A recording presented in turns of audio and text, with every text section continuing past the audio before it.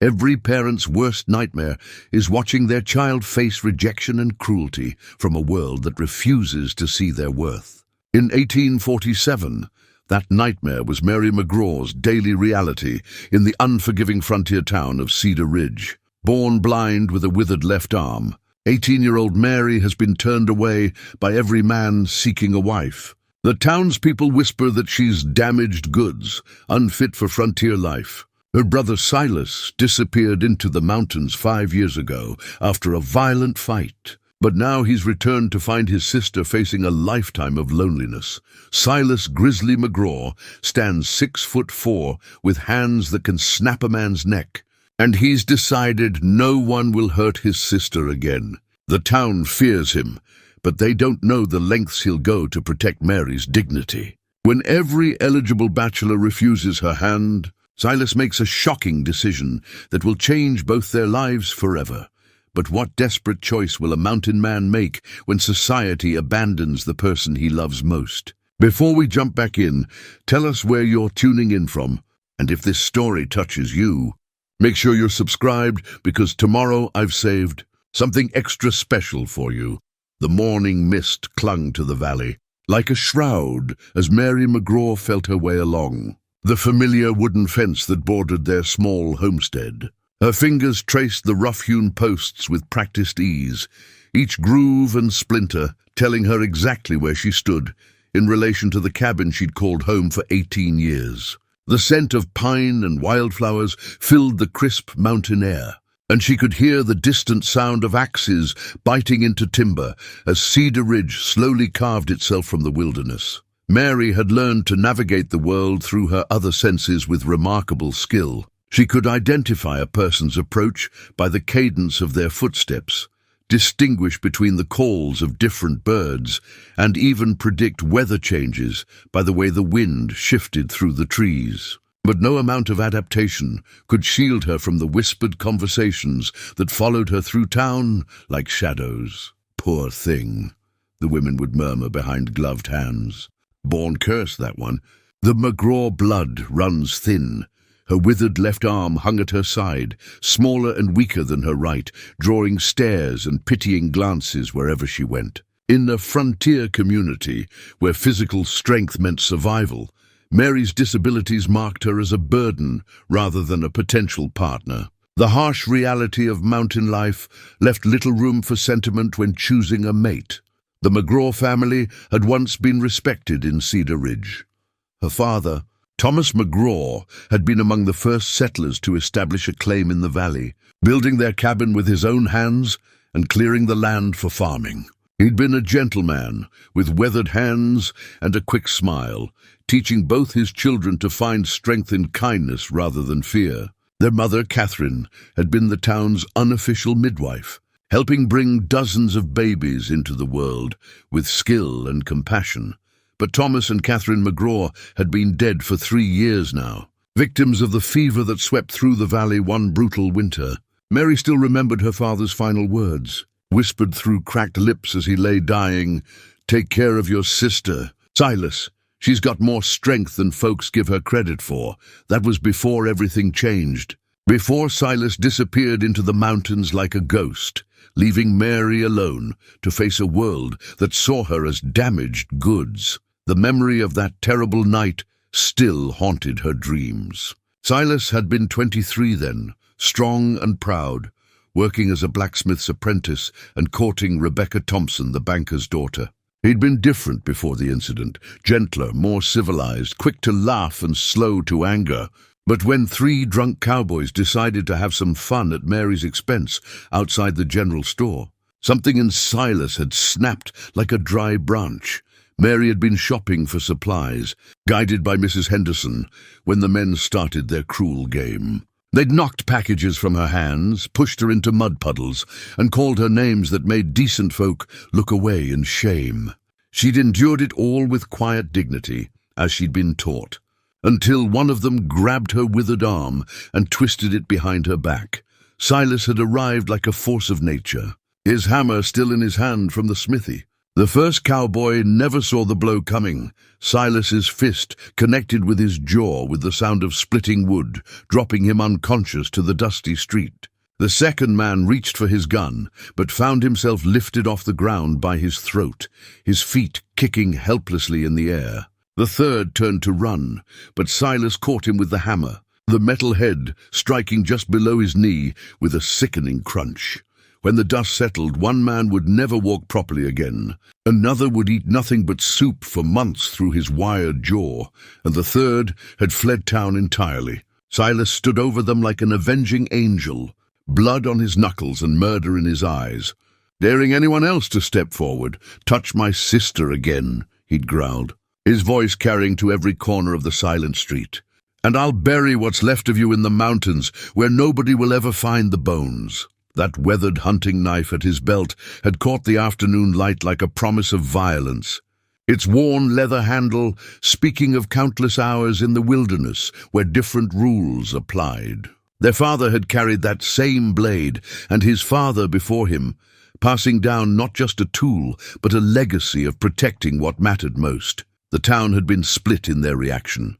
Some understood a brother's need to protect his sister, but others whispered that Silas McGraw had crossed a line, that his violence was excessive and dangerous. Rebecca Thompson's father had forbidden her from seeing him again, claiming he was too unpredictable for civilized society.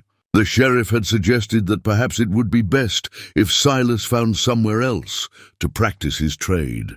3 days later, Silas had packed his few belongings into a leather saddlebag, kissed Mary's forehead, and disappeared into the wilderness. He'd left her with enough money to last through the winter and a promise that he'd return when things cooled down. That was 5 years ago. Mary had managed alone, though it hadn't been easy.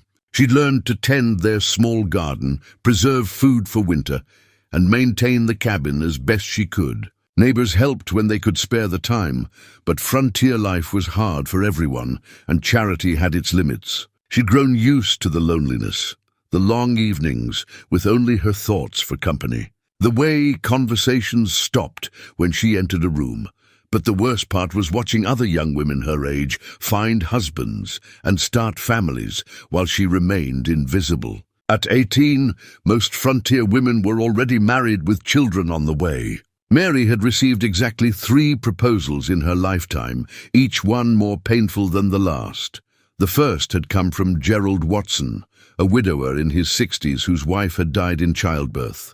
He needed someone to care for his 3 young children and manage his household. His offer had been purely practical, a roof over her head in exchange for domestic services. There would be no pretense of romance or affection, just mutual convenience. Mary had seriously considered it until she overheard Gerald telling his neighbor that a blind wife can't see you coming home drunk, and a crippled one can't run away. The second proposal had come from John Fletcher, a trapper who spent most of his time alone in the mountains. He'd been drunk when he asked, slurring his words and making crude suggestions about what a grateful disabled woman might do for a man willing to take pity on her. Mary had declined as politely as possible, but John had persisted, growing increasingly aggressive until Mrs. Henderson stepped in and sent him on his way. The third and most recent proposal had been the most painful of all. Thomas Whitman was young, handsome, and came from a good family. For a brief, foolish moment, Mary had allowed herself to hope that someone might actually want to marry her for herself, rather than convenience or pity. Thomas had courted her properly, sitting on the porch in the evenings and talking about books and dreams and the future he wanted to build. But Thomas's interest had been a cruel joke, a bet with his friends about whether he could convince the crippled McGraw girl to fall in love with him. She'd discovered the truth when she overheard him laughing with his companions outside the saloon, describing in graphic detail how desperate she'd been for male attention. The formal rejection letter he'd sent the next day had been almost merciful in comparison to the humiliation of learning she'd been entertainment for bored young men. Mary pushed the painful memory aside and continued her morning walk, her hand trailing along the fence posts that marked the boundary of the life she'd built for herself. She'd grown stronger over the years, more self-reliant, less dependent on others for validation or support. The crude comments and pitying looks still stung, but she'd learned to carry her dignity like armor, protecting the tender parts of her heart from further damage. The sound of approaching hoofbeats made her pause, her head tilting to catch the rhythm of the horse's gait. Heavy, steady, confident, not the nervous trot of someone lost or the urgent gallop of someone with news to deliver. This rider knew exactly where he was going and had all the time in the world to get there. Mary's breath caught in her throat as recognition dawned. She knew that particular cadence, had memorized it years ago during countless rides through the mountains on lazy summer afternoons. Her hand tightened on the fence post as the horse came to a stop just beyond the gate, leather creaking as the rider dismounted. "Hello, Mary!" The voice was deeper now, roughened by mountain air and years of solitude, but unmistakably familiar. Silas had come home. She turned toward him slowly, her heart pounding against her ribs like a caged bird. "You're taller," she said softly, then felt foolish for stating something she couldn't possibly see. His laugh was different too, quieter, more careful, as if he'd learned to ration even his amusement. 5 years in the mountains will do that to a man. Or maybe you just forgot how big I was. I didn't forget anything. The words came out sharper than she'd intended, carrying all the hurt and loneliness of his absence. "I've been managing just fine without you. I can see that." His footsteps approached slowly, giving her time to adjust to his presence. "The cabin looks good. Garden's thriving. You've taken good care of the place." Mary lifted her chin, drawing on the strength she'd cultivated during his absence. "I take care of myself now. I don't need protecting anymore." Silas was quiet for a long moment, and she could feel his gaze studying her face, taking inventory of the changes 5 years had wrought. When he spoke again, his voice carried a weight of sadness that made her chest tighten. "Maybe not. But that doesn't mean you should have to." He moved closer. Close enough that she could smell the familiar scent of leather and pine that had always clung to him, now mixed with something wilder, more elemental. Mountain smoke and animal fur and the sharp, clean scent of snow-fed streams. "I heard about Thomas Whitman," he said quietly. Mary's cheeks burned with embarrassment. "The whole town heard about Thomas Whitman. It was quite entertaining, I'm told. I'm sorry I wasn't here. Would it have mattered?" The question escaped before she could stop it, carrying all her accumulated pain and frustration. "Would you have beaten him senseless like those cowboys? Driven him out of town? That worked so well the last time." Silas absorbed her words without flinching, accepting the sharp edge of her anger like a man who knew he deserved it. "Maybe not, but you wouldn't have faced it alone." The simple sincerity in his voice almost undid her carefully constructed composure. She'd spent 5 years building walls around her heart, learning to depend only on herself, and he was threatening to tear them down with nothing more than his presence. "Why did you come back?" she asked. "Because I made a promise to our father, and because I've spent 5 years thinking about the sister I left behind." His hand touched her shoulder gently, and she could feel the calluses that spoke of hard labor and harder living. "I came back to take care of you, Mary, the way I should have been doing all along." Mary felt tears prick at her eyes and angrily wiped them away. She'd cried enough over the years, for her parents, for her loneliness, for the cruel jokes and casual cruelties that were her daily bread. She wouldn't cry now. Not when she'd finally learned to stand on her own. "I told you, I don't need—" "Everyone needs somebody," Silas interrupted gently. "Even mountain men get lonely sometimes." The admission surprised her, vulnerable in a way that didn't match the intimidating presence she remembered. This wasn't the same young man who'd left 5 years ago, in a rage of wounded pride and protective fury. The mountains had changed him, tempered him like heated steel, and she found herself curious about the man he'd become. "Tell me about the mountains," she said instead of arguing further. Silas settled onto the porch steps, and she could hear the wood creak under his weight. "They're beautiful, Mary. Terrible and beautiful at the same time. Rivers so clear you can see the bottom 30 feet down. Peaks that reach so high they seem to touch heaven. Storms that can kill you in minutes if you're not careful. Did you like it? Being alone?" He was quiet for so long she thought he wouldn't answer. When he finally spoke, his voice was thoughtful, reflective in a way that reminded her of their father. I liked the honesty of it. Mountains don't lie to you or pretend to be something they're not. If you're strong enough and smart enough, they'll let you live. If not, they'll kill you quickly and cleanly without any malice. There's something to be said for that kind of truth. Mary absorbed this, hearing the unspoken comparison to the false kindness and hidden cruelties of civilized society. But you came back. I came back, he agreed. Because mountains don't love you back, no matter how much you respect them. And family does. The words hung between them like a bridge, offering a way back to the closeness they'd once shared. Mary felt the rigid walls around her heart beginning to crack, letting in dangerous possibilities like hope and trust and the terrible vulnerability of caring again. Things have changed since you left, she said quietly. I know. I stopped by Henderson's store before coming here. Heard all the gossip. His voice hardened slightly. Heard about the proposals and the rejections and the way folks talk about you when they think nobody's listening. It doesn't matter anymore. I've accepted my situation. Have you? The question held a challenge she couldn't quite interpret. Or have you just given up fighting? Before she could answer, the sound of approaching voices drifted across the valley. Mary recognized the distinctive cadence of Mrs. Henderson's speech, accompanied by what sounded like 2 or 3 other women. The unofficial welcoming committee, no doubt, come to satisfy their curiosity about Silas's return and gather material for tonight's gossip. Looks like we're about to have company, Silas observed. His tone carefully neutral, Mary straightened her shoulders, preparing herself for the performance she'd perfected over the years. Polite gratitude for their concern, gentle deflection of their more intrusive questions, and quiet dignity in the face of their barely concealed pity.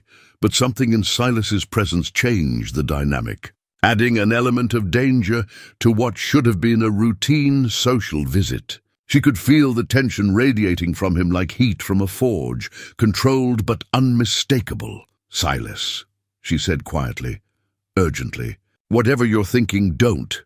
I have to live here after you leave again. Who says I'm leaving? The question caught her off guard, opening up possibilities she hadn't dared to consider. But before she could respond, the visitors had arrived at their gate, and the moment for private conversation was over. Mary, dear, Mrs. Henderson's voice carried false cheer like a banner. We heard your brother was back in town. Thought we'd stop by to welcome him home.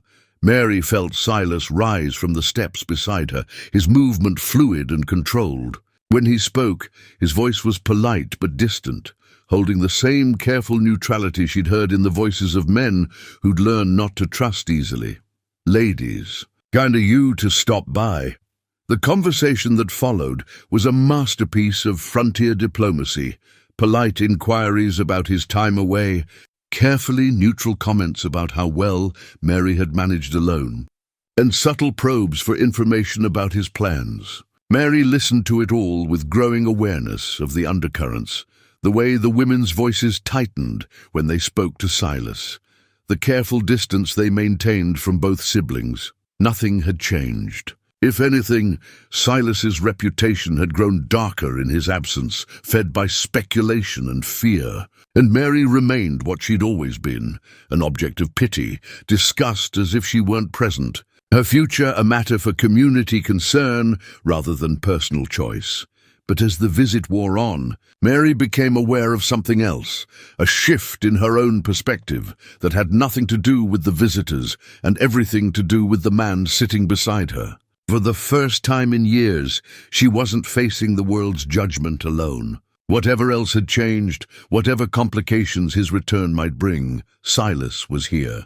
Her brother was home, and that simple fact changed everything. The rejection letter arrived 3 days after Silas's return, delivered by young Tommy Fletcher with the nervous energy of someone who knew he carried poison. Mary felt the expensive paper between her fingers, recognizing the quality stationery that marked it as coming from the Whitman family. Her heart sank even before Mrs. Henderson began reading the formal words aloud. Miss McGraw, the letter began in Thomas's careful script. After considerable reflection and consultation with my family, I find myself compelled to withdraw my proposal of marriage. Upon mature consideration, I have concluded that your particular circumstances would prove incompatible with the demands of frontier life and the expectations of a proper union. Mary's face burned with humiliation as Mrs. Henderson continued reading, each carefully chosen word designed to sound respectable while delivering maximum cruelty. The letter spoke of practical considerations and familial obligations, and the wisdom of seeking a more suitable arrangement for all parties concerned, but it was the final paragraph that delivered the killing blow. I hope you will understand that this decision stems not from any personal failing on your part, but rather from the simple reality that marriage requires partners capable of fulfilling their respective duties. I wish you well in finding a situation better suited to your limitations. The words hung in the cabin air like smoke from a dying fire. Mary sat perfectly still, her hands folded in her lap, while the women who had gathered to hear the news exchanged meaningful glances. She could feel their mixture of pity and satisfaction, pity for her circumstances, satisfaction at being proved right about the futility of her romantic hopes. "Well," Mrs. Henderson said finally, folding the letter with crisp efficiency, "perhaps it's for the best, dear. Young Thomas was probably too ambitious a match anyway." "Indeed," agreed Mrs. Morrison, the banker's wife. "A girl in your position needs to be realistic about her prospects.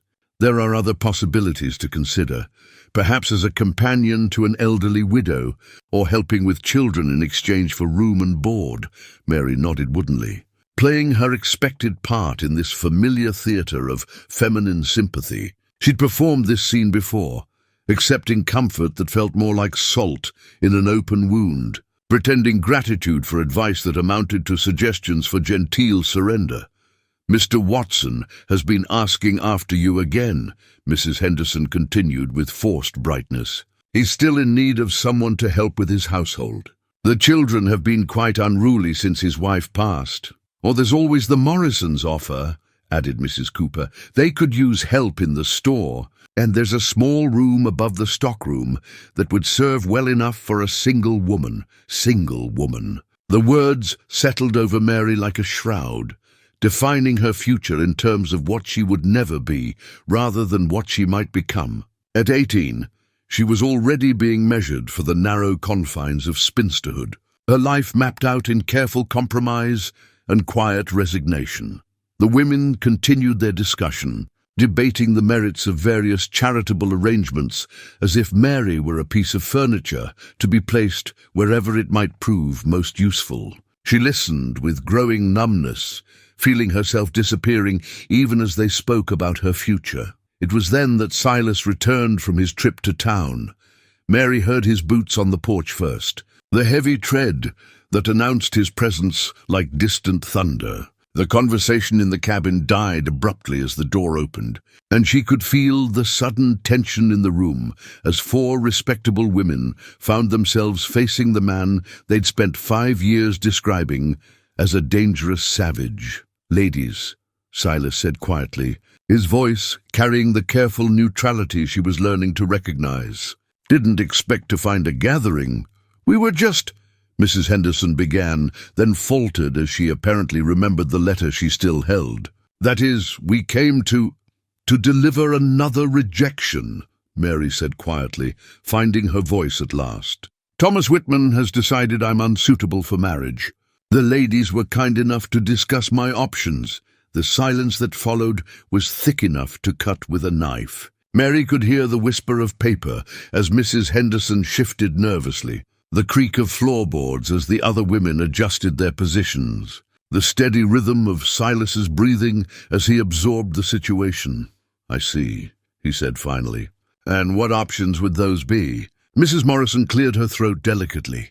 "Well, there are several respectable positions available for a young woman of Mary's, that is, someone in her particular circumstances. Mr. Watson has need of household help.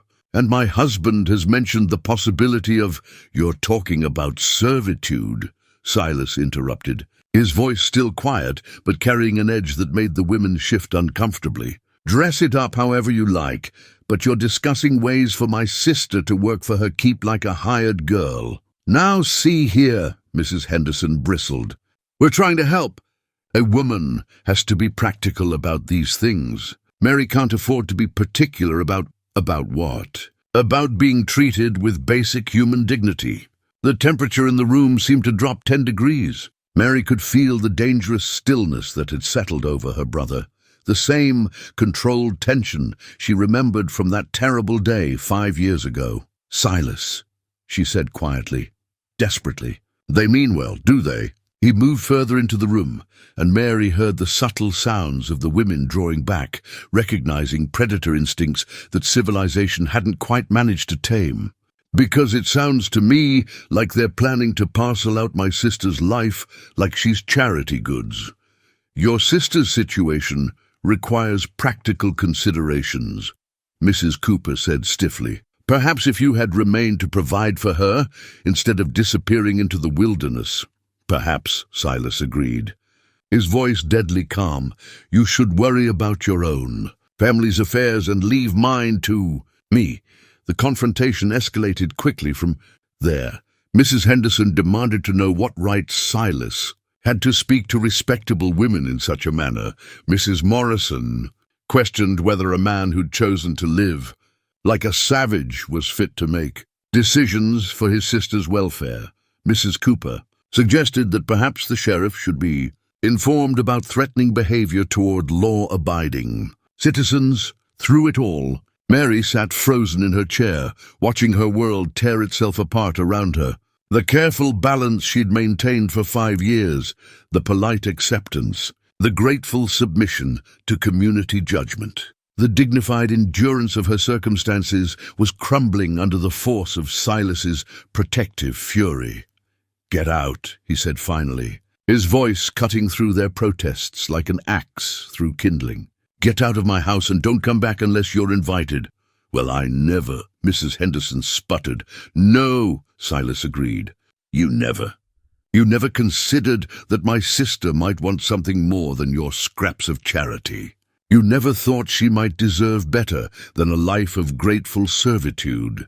You never imagined she might have hopes and dreams beyond what you're willing to grant her. The women left in a flurry of righteous indignation, their voices carrying back across the valley as they marched toward town, with enough scandal to fuel conversations for weeks. Mary listened to their retreating footsteps with a mixture of gratitude and terror, knowing that Silas had just burned every bridge she'd spent years carefully building. When the last echo of their voices faded, the cabin fell into crushing silence. Mary sat with her hands folded in her lap, feeling the weight of her brother's presence like a storm about to break. She knew he was studying her, taking inventory of the damage, seeing too much with those sharp eyes that missed nothing. You can't keep doing this, she said finally. Doing what? Fighting my battles for me. Driving away everyone who tries to help. She lifted her chin, drawing on reserves of strength she'd cultivated during his absence. I have to live here, Silas. These people are my neighbors, my community. I can't afford to make enemies. They were never your friends. His voice was gentler now, but still carried that undertone of controlled anger. Friends don't discuss your future like your livestock to be traded. Maybe not. But they're all I have. The admission cost her, revealing the loneliness she'd worked so hard to hide. When you disappeared, they were the ones who helped me through the first winter. Mrs. Henderson brought soup when I was sick. Mrs. Morrison let me buy supplies on credit when money was tight. They may not respect me, but they've kept me alive. Silas was quiet for a long moment, and she could hear him moving around the cabin, picking up objects and setting them down with careful precision. When he spoke again, his voice carried a weight of something she couldn't quite identify. What if I told you there was another way? What do you mean? What if you didn't have to choose between servitude and starvation? What if there was a third option? Mary felt a flutter of something dangerous in her chest. Hope, perhaps, or maybe just the memory of what hope used to feel like. What kind of option? The kind that would give you independence, security, a life where nobody could dismiss you as damaged goods or debate your future like you weren't in the room. That's impossible. But even as she said it, Mary found herself leaning forward, drawn by the possibility in his voice. There's no such thing as independence for someone like me. Not in a place like this. Maybe not here, Silas agreed. But there are other places, other ways of living. Mary shook her head, feeling the familiar weight of reality settling back over her shoulders. You're talking about fantasy, Silas. I can't just disappear into the mountains like you did. I need people, civilization, help with basic things. What if you had help? What if you had someone whose only job was protecting you, providing for you, making sure you never had to depend on the charity of people who see you as a burden? There was something in his voice now that made Mary's breath catch in her throat. A careful intensity, a watching quality that suggested they were no longer talking in hypotheticals. What are you saying? Silas was quiet for so long that Mary began to wonder if he'd changed his mind about whatever he'd been about to propose. When he finally spoke, his words fell into the silence like stones, into still water. I'm saying that maybe it's time we stopped letting other people define what's possible for the McGraw family. The conversation was interrupted by the sound of approaching horses, multiple riders moving fast. Mary recognized the urgency in their pace, the kind of speed that meant official business or serious trouble. Given the morning's events, she suspected both. Silas, she said quietly, urgently. Whatever you're thinking, whatever you're planning, trust me, he said simply.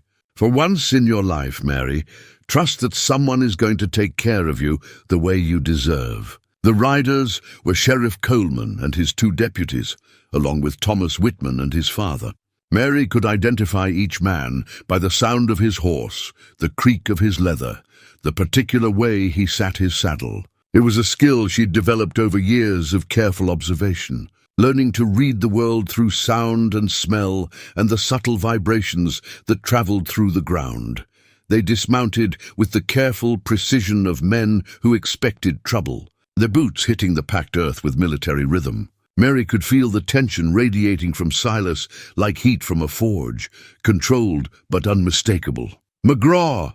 Sheriff Coleman called from beyond the fence. "Need to have a word with you." "Then come have it," Silas replied, his voice carrying the same dangerous calm she remembered from that day 5 years ago. The confrontation that followed was brief but decisive. The sheriff, prompted by complaints from the offended ladies and pressure from the Whitman family, had come to deliver a warning about threatening behavior toward respectable citizens. Thomas Whitman had come to demand an apology for the morning's insults. His father had come to suggest that perhaps it would be better for everyone if Silas found somewhere else to practice his particular brand of frontier justice. Silas listened to it all with the patience of a man who'd spent 5 years learning to read weather patterns and animal behavior, waiting for the right moment to act. When he finally spoke, his words were measured and precise. "Let me make sure I understand," he said quietly. "You're here because I objected to people discussing my sister's future like she was a piece of property to be disposed of. You're upset because I suggested she deserves better than a life of grateful servitude. And you want me to apologize for protecting my family's dignity. We want you to understand," Mr. Whitman said stiffly, "that threatening respectable women is not acceptable behavior in a civilized community." "Civilized," Silas repeated thoughtfully. "Is it civilized to humiliate a young woman with cruel rejection letters? Is it civilized to discuss her future like she's not in the room? Is it civilized to treat someone as less than human because they were born different?" The questions hung in the air like an indictment, challenging assumptions that had gone unexamined for years. Mary could feel the shift in atmosphere, the way the accusation forced each man to confront the comfortable cruelties they'd accepted as normal. "Your sister's situation is unfortunate," Sheriff Coleman said carefully. "But that doesn't give you the right to terrorize law-abiding citizens." "Terrorize," Silas mused. "Strong word. What exactly did I do that was so terrifying?" "Ask you to treat my sister with basic human dignity. Suggest she might want something more than your charity." "You know what you did," Thomas Whitman snapped. "The way you looked at us, the way you spoke. Everyone knows what you're capable of, do they? Silas's voice carried a note of genuine curiosity. And what am I capable of, exactly?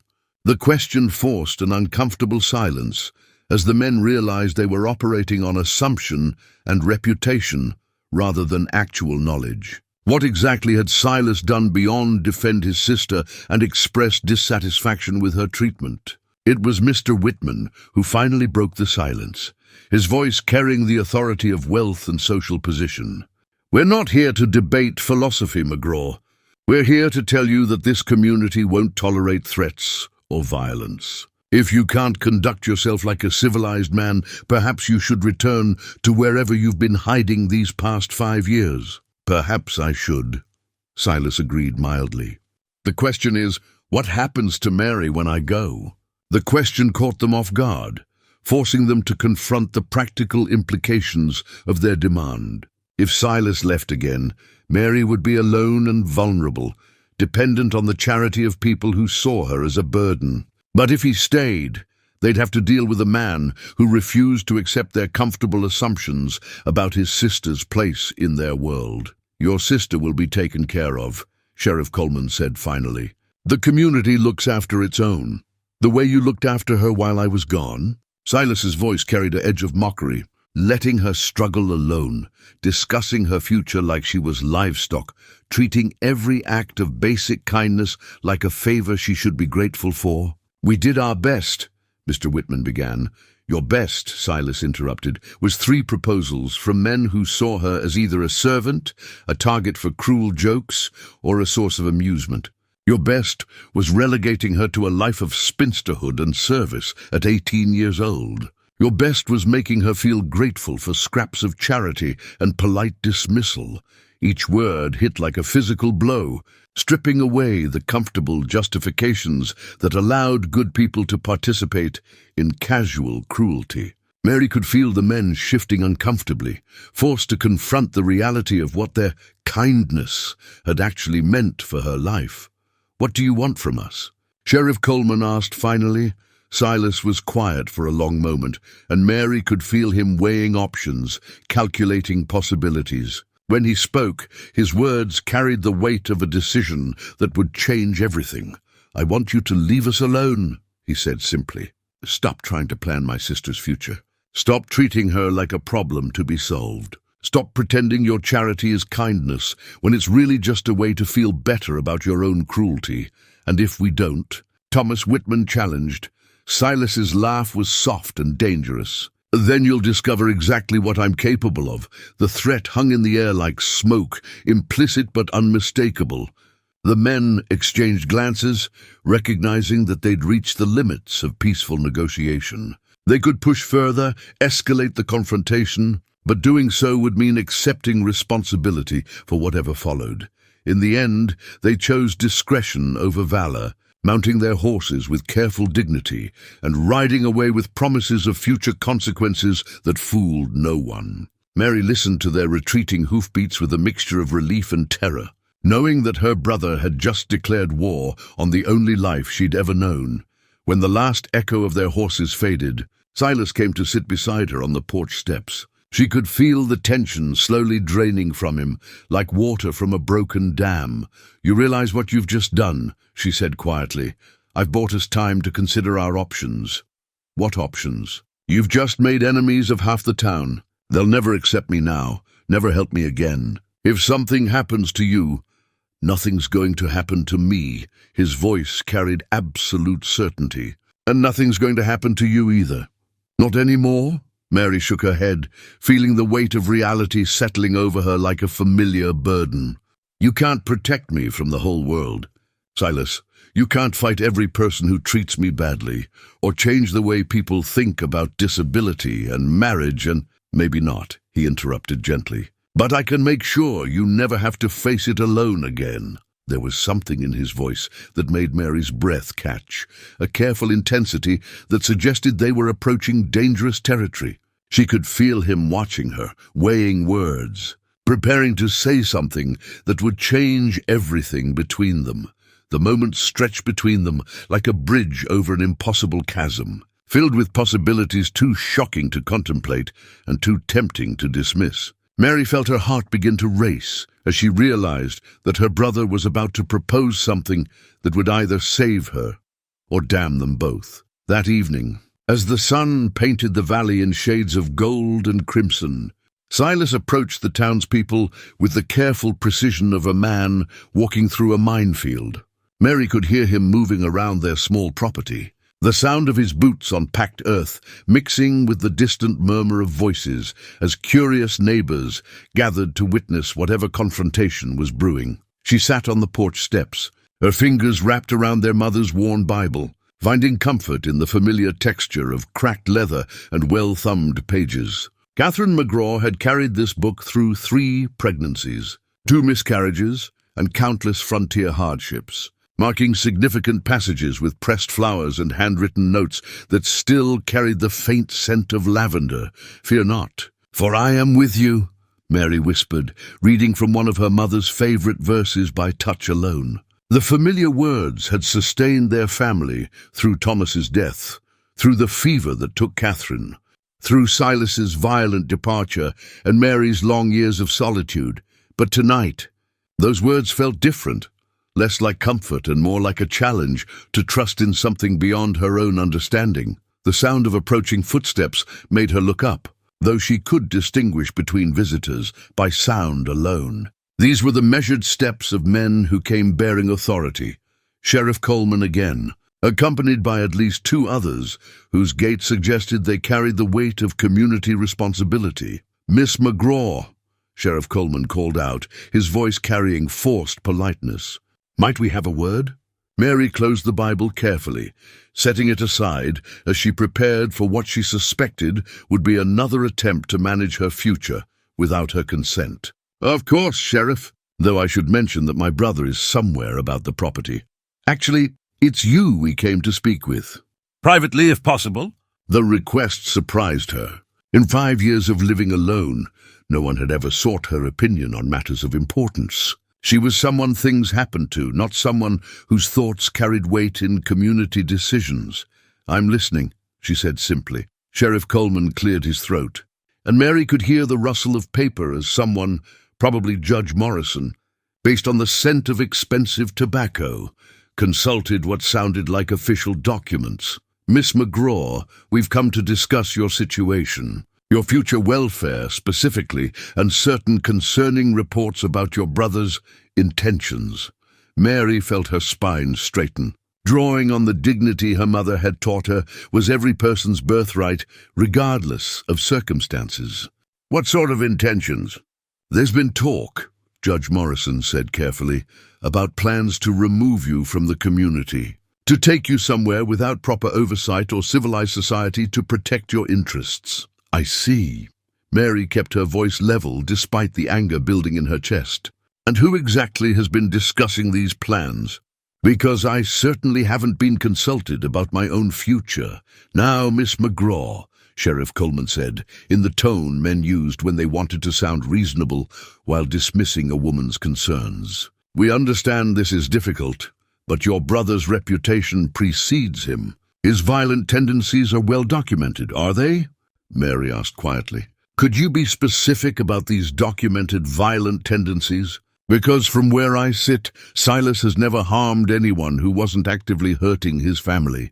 The men exchanged glances she couldn't see, but could sense in the sudden shift of their postures. They'd expected compliance, perhaps even gratitude for their concern. Her quiet challenge seemed to catch them off guard. "The incident 5 years ago," Judge Morrison began, "was my brother defending me from 3 drunk men who were physically assaulting me for their entertainment." Mary interrupted, her voice growing stronger. "Would you have preferred he allowed them to continue?" "Of course not, but then perhaps you could explain exactly what violent tendencies you're concerned about. Has Silas threatened anyone since his return? Has he raised his hand to any person who wasn't actively harming his family?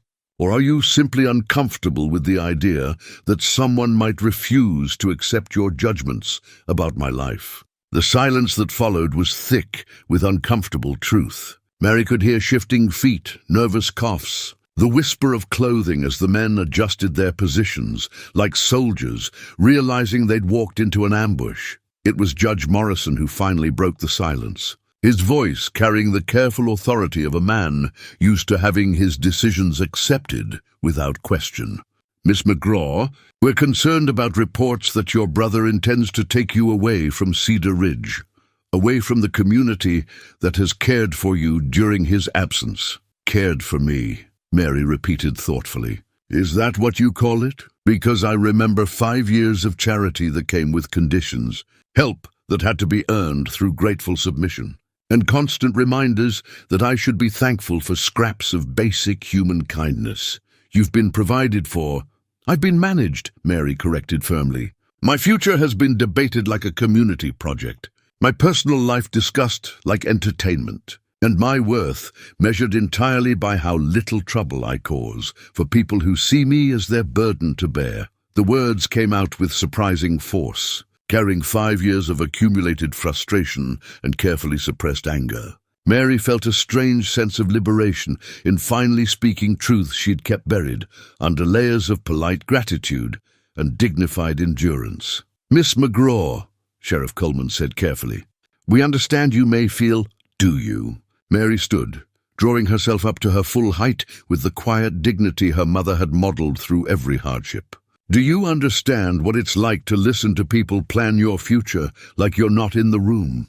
Do you understand what it's like to be grateful for charity that comes with lectures about knowing your place? Do you understand what it's like to watch every girl your age find love and marriage while you're told to be thankful for the opportunity to work for your keep?" Each question hit like a physical blow, stripping away the comfortable assumptions that allowed good people to participate in casual cruelty. Mary could feel the men shifting uncomfortably, forced to confront realities they'd preferred to ignore. "We only want what's best for you," Judge Morrison said finally. "No," Mary replied quietly. "You want what's most convenient for you. You want me grateful and manageable and willing to accept whatever arrangement requires the least effort on your part. But I'm 18 years old, gentlemen. I'm not a child to be managed or a problem to be solved. I'm a woman capable of making my own decisions about my own life." The declaration hung in the evening air like a challenge to everything the community had assumed about Mary McGraw. She could hear Silas's footsteps approaching from behind the cabin, drawn by the sound of raised voices, but for once she didn't need his protection. The strength she'd cultivated during his absence was finally finding its voice. "Your brother's influence," Sheriff Coleman began.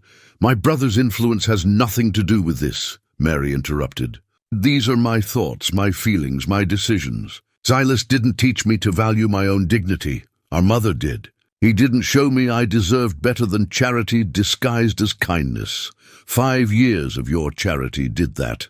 Silas appeared around the corner of the cabin, moving with the fluid grace that marked him as a man comfortable with violence but in perfect control of it. He took in the scene at a glance, his sister standing alone against 3 men who represented the full authority of their small community, and Mary could feel his pride radiating. "Like warmth from a fire, gentlemen," he said quietly. "I trust you're not bothering my sister with more helpful suggestions about her future?" "We came to speak with Miss McGraw about your plans," Judge Morrison said stiffly. "About reports that you intend to remove her from proper society." "And what did she tell you?" All eyes turned to Mary, waiting for her response to a question that would define not just her immediate future but the entire relationship between the McGraw family and the community that had tried to manage them both. Mary felt the weight of the moment settling over her like a mantle of responsibility. For 18 years, she'd accepted other people's definitions of what was possible for her life. She'd been grateful for scraps, thankful for charity, and careful never to ask for more than what others were willing to give. But standing there in the gathering dusk, with her brother's strength at her back and her mother's Bible clutched in her hand, Mary McGraw made a choice that would change everything. "I told them," she said clearly, her voice carrying across the valley like a bell, "that I'm perfectly capable of making my own decisions about my own life. And if my brother has plans that include me, then those are our family's private concerns, not community property to be debated and managed. The silence that followed was profound, filled with the weight of a decision that challenged every assumption the town had made about the McGraw siblings.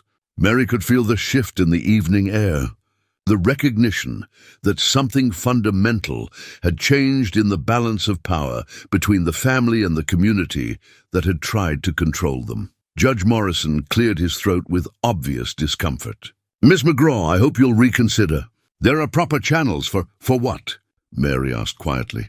"For a disabled woman to find her place in the world? For someone like me to build a life worth living? Forgive me, Judge Morrison, but your proper channels have offered me exactly 3 options in 18 years. Grateful servitude, charitable spinsterhood, or marriage to men who saw me as entertainment. Now see here." "No," Silas said quietly, stepping closer to his sister in a gesture of unmistakable solidarity. "You see here, you've had 5 years to prove you could care for Mary properly. 5 years to show her the respect and dignity every person deserves. Instead, you've treated her like a problem to be managed and a burden to be endured. We've done our best under difficult circumstances." Sheriff Coleman protested. "Your best," Silas replied with quiet intensity, "wasn't good enough. Your best left my sister grateful for charity and apologetic for existing. Your best made her feel like she should be thankful for scraps of basic human kindness." Mary felt tears threaten for the first time in years, not from sadness, but from the overwhelming relief of finally being seen as worthy of protection and respect. Her brother understood. After 5 years of absence, Silas understood exactly what her life had been like and exactly why it needed to change. "We won't be needing your help anymore," she said quietly, her voice steady despite the magnitude of what she was declaring. "Whatever plans my brother and I make for our future, there'll be our decisions to make and our consequences to bear." The men left with promises of future intervention and warnings about the dangers of isolation, but Mary barely heard them. She was too busy feeling the strange sensation of her world, reshaping itself around new possibilities. Possibilities that didn't require her to be grateful for less than she deserved or apologetic for wanting more than others were willing to give. When the last echo of their footsteps faded, Silas came to sit beside her on the porch steps. The evening air was cool and sweet, with the scent of wildflowers, and somewhere in the distance a night bird called to its mate with liquid notes that spoke of connection and belonging. "That was well done," Silas said quietly. "I surprised myself," Mary admitted. "I've spent so many years being grateful and careful and strong," Silas interrupted gently. "Don't forget strong, Mary. You've been strong through things that would have broken most people." Mary absorbed this, recognizing truth in words she'd never dared to apply to herself. She had been strong. She'd survived the loss of their parents, Silas's absence, the cruelties of well-meaning neighbors, and the slow erosion of hope that came with repeated rejection. She'd built a life from nothing and maintained her dignity through circumstances that would have crushed someone with less determination. "But strength isn't enough anymore," she said quietly. "I want more than just survival, Silas. I want a life that doesn't require me to be grateful for basic human decency. I want to matter to someone the way other women matter to the men who love them." "You matter to me," Silas said simply. "I know. But I want—" She struggled for words to express longings she'd barely admitted to herself. "I want to be chosen rather than tolerated. I want to be valued rather than managed. I want to be someone's first priority instead of everyone's charitable obligation." Silas was quiet for a long moment, and Mary could feel him weighing words with the careful precision of a man who understood that what he said next might change both their lives forever. "What if I told you," he said finally, "that there was a way to guarantee you'd never be anyone's charitable obligation again? A way to make sure you were always someone's first priority?" Mary's breath caught in her throat, recognizing the dangerous territory they were approaching. "What are you saying?" "I'm saying that maybe it's time we stopped letting other people define what's possible for our family. Maybe it's time we made our own rules." The words hung between them like a bridge over an impossible chasm, offering salvation at a price that would shock the world they'd known. Mary felt her heart begin to race as she grasped the implications of what he was suggesting. Silas, think about it, Mary. Really think about it. What if there was a way to give you all the legal protections of marriage, all the social status of being a wife, all the security of knowing you'd never face the world alone again? You're talking about something impossible. Am I? Or am I talking about something unconventional? There's a difference.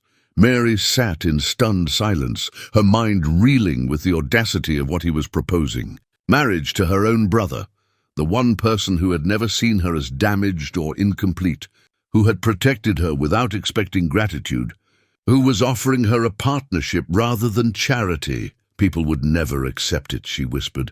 People don't accept you now, he pointed out gently. At least this way, they'd have to respect your position while they whispered about it. The conversation was interrupted by the distant sound of church bells ringing across the valley, calling the faithful to evening prayers. Mary listened to the familiar sound with new awareness, recognizing that whatever path they chose would take them far from the conventional faith and social structures that had governed their lives. Until now, I need time to think, she said. Finally, take all the time you need, Silas replied. But remember, Mary, sometimes the most impossible solutions are the only ones that work. As the stars began to appear in the darkening sky, Mary McGraw sat holding her mother's Bible and contemplating the most shocking proposal of her life, wondering if salvation sometimes came disguised as scandal, and if love could take forms too radical for the world to understand. The town charter lay spread across their kitchen table like a map to forbidden territory, its formal language offering both obstacles and opportunities that neither Mary nor Silas had fully anticipated. The thick parchment, sealed with territorial authority and signed by founding fathers who'd never imagined the McGraw family's particular dilemma, contained provisions that could either damn their plans or provide unexpected salvation. According to this, Silas said, running his finger along the relevant passage, while Mary listened with focused intensity, marriage licenses require posting of banns for 2 weeks prior to ceremony, along with verification of eligible status and absence of impediments. Mary traced the edge of the charter with nervous fingers, feeling the raised seal that marked it as official territorial law. Impediments meaning? Prior marriage, insufficient age, consanguinity within forbidden degrees. His voice was carefully neutral, but she could hear the tension underneath. Siblings definitely qualify as consanguineous within forbidden degrees, so we can't marry here legally, not under Cedar Ridge's jurisdiction. But these territorial laws don't apply everywhere. Circuit preachers operate under different authority, and some territories have more flexible interpretations of marriage requirements. Mary absorbed this information, recognizing both opportunity and danger in what he was suggesting. You're talking about finding someone willing to perform a ceremony that might not be recognized elsewhere. I'm talking about finding someone operating under different legal authority, Silas corrected carefully. There are places where the law is more concerned with territorial expansion than social convention. Places where a marriage performed by proper religious authority is valid, regardless of local prejudices. The conversation was interrupted by the sound of approaching footsteps. Measured, confident, carrying the authority of someone accustomed to being obeyed. Mary recognized the gait immediately, Judge Morrison, but this time alone, walking with the purposeful stride of a man who came bearing serious business rather than community sentiment. Judge Morrison, Silas said, opening the door before the man could knock. What brings you by? Need to speak with you both, privately. Morrison's voice carried a weight that suggested this visit was different from the morning's official delegation. May I come in? Mary felt her heart begin to race, wondering if their planning had somehow been discovered, if the town's suspicions had crystallized into legal action. But when Morrison entered their cabin, his manner suggested negotiation rather than confrontation. I've come with a proposition, he said, Settling into the chair, Silas offered with careful deliberation. One that might solve everyone's problems. What sort of proposition? Mary asked, her voice steady despite the apprehension building in her chest. Morrison consulted a document that rustled importantly in the cabin's stillness. I've been reviewing territorial law regarding guardianship and protective arrangements. As it happens, there are provisions for establishing legal guardianship over citizens who require special oversight. The words hit Mary like a physical blow, their implications clear despite Morrison's careful phrasing. You're talking about having me declared incompetent. I'm talking about establishing a legal framework that would protect your interests while ensuring proper supervision. Morrison corrected with the sort of paternal tone that made Mary's hands clench into fists. With your brother's unstable history and your own physical limitations, the court could easily conclude that independent living poses unnecessary risks. Silas rose from his chair with fluid grace, moving to stand behind Mary's seat in a gesture of unmistakable protection. And who would serve as this guardian? The court would appoint someone suitable, someone with the community's trust and the authority to make decisions in Miss McGraw's best interests. Morrison's smile carried smug satisfaction. Someone like myself, perhaps, or another respected member of the community. The threat was explicit despite its legal camouflage. Submit to arranged marriage with one of their chosen candidates, or face court-ordered guardianship that would strip Mary of any legal right to control her own life. She would become property of the state, managed by men who saw her as fundamentally incompetent to make her own decisions. That's assuming the court would agree with your assessment, Mary said quietly, drawing on reserves of strength she'd cultivated during Silas's absence. Which seems to assume I'm incapable of caring for myself, despite 5 years of evidence to the contrary. 5 years of dependency on community charity, Morrison corrected smoothly. 5 years of struggling to maintain basic living standards. 5 years of isolation that hardly demonstrates competent independent living. 5 years of survival without help from anyone who didn't demand gratitude and submission in return, Mary replied, her voice growing stronger. 5 years of maintaining this property, managing finances, and proving I'm perfectly capable of making my own decisions. Morrison's expression shifted, recognizing that he wasn't dealing with the grateful, manageable invalid he'd expected. Miss McGraw, I'm trying to offer you a reasonable alternative to whatever foolish plan your brother has convinced you to consider. Legal guardianship would provide security and protection. Legal guardianship would provide control and ownership, Silas interrupted, his voice carrying the same dangerous calm Mary remembered from confrontations past. You'd own her decisions, her property, her entire life. She'd become your legal property to manage as you see fit. I'd become responsible for her welfare, Morrison corrected stiffly, which is more than can be said for a brother who abandoned her for 5 years and now returns with disruptive plans that serve no one's interest but his own. The accusation hung in the air like a challenge, demanding response to charges that struck uncomfortably close to truth. Silas had abandoned Mary. His protective plans were disruptive, and his motives were admittedly selfish. But Morrison's alternative offered no dignity, no independence, and no hope of anything approaching equality. Judge Morrison, Mary said quietly, may I ask you something directly? Of course. In your vision of proper guardianship, what would my daily life look like? What decisions would I be allowed to make for myself? What freedoms would I retain? Morrison shifted uncomfortably, apparently not having expected to defend the practical implications of his legal maneuvering. You would be cared for appropriately. Your needs would be met, your welfare protected. That's not what I asked, Mary interrupted gently. I asked what my life would look like. Would I choose my own clothing? Decide what to eat for breakfast? Determine how to spend my time? Choose my own friends and social activities?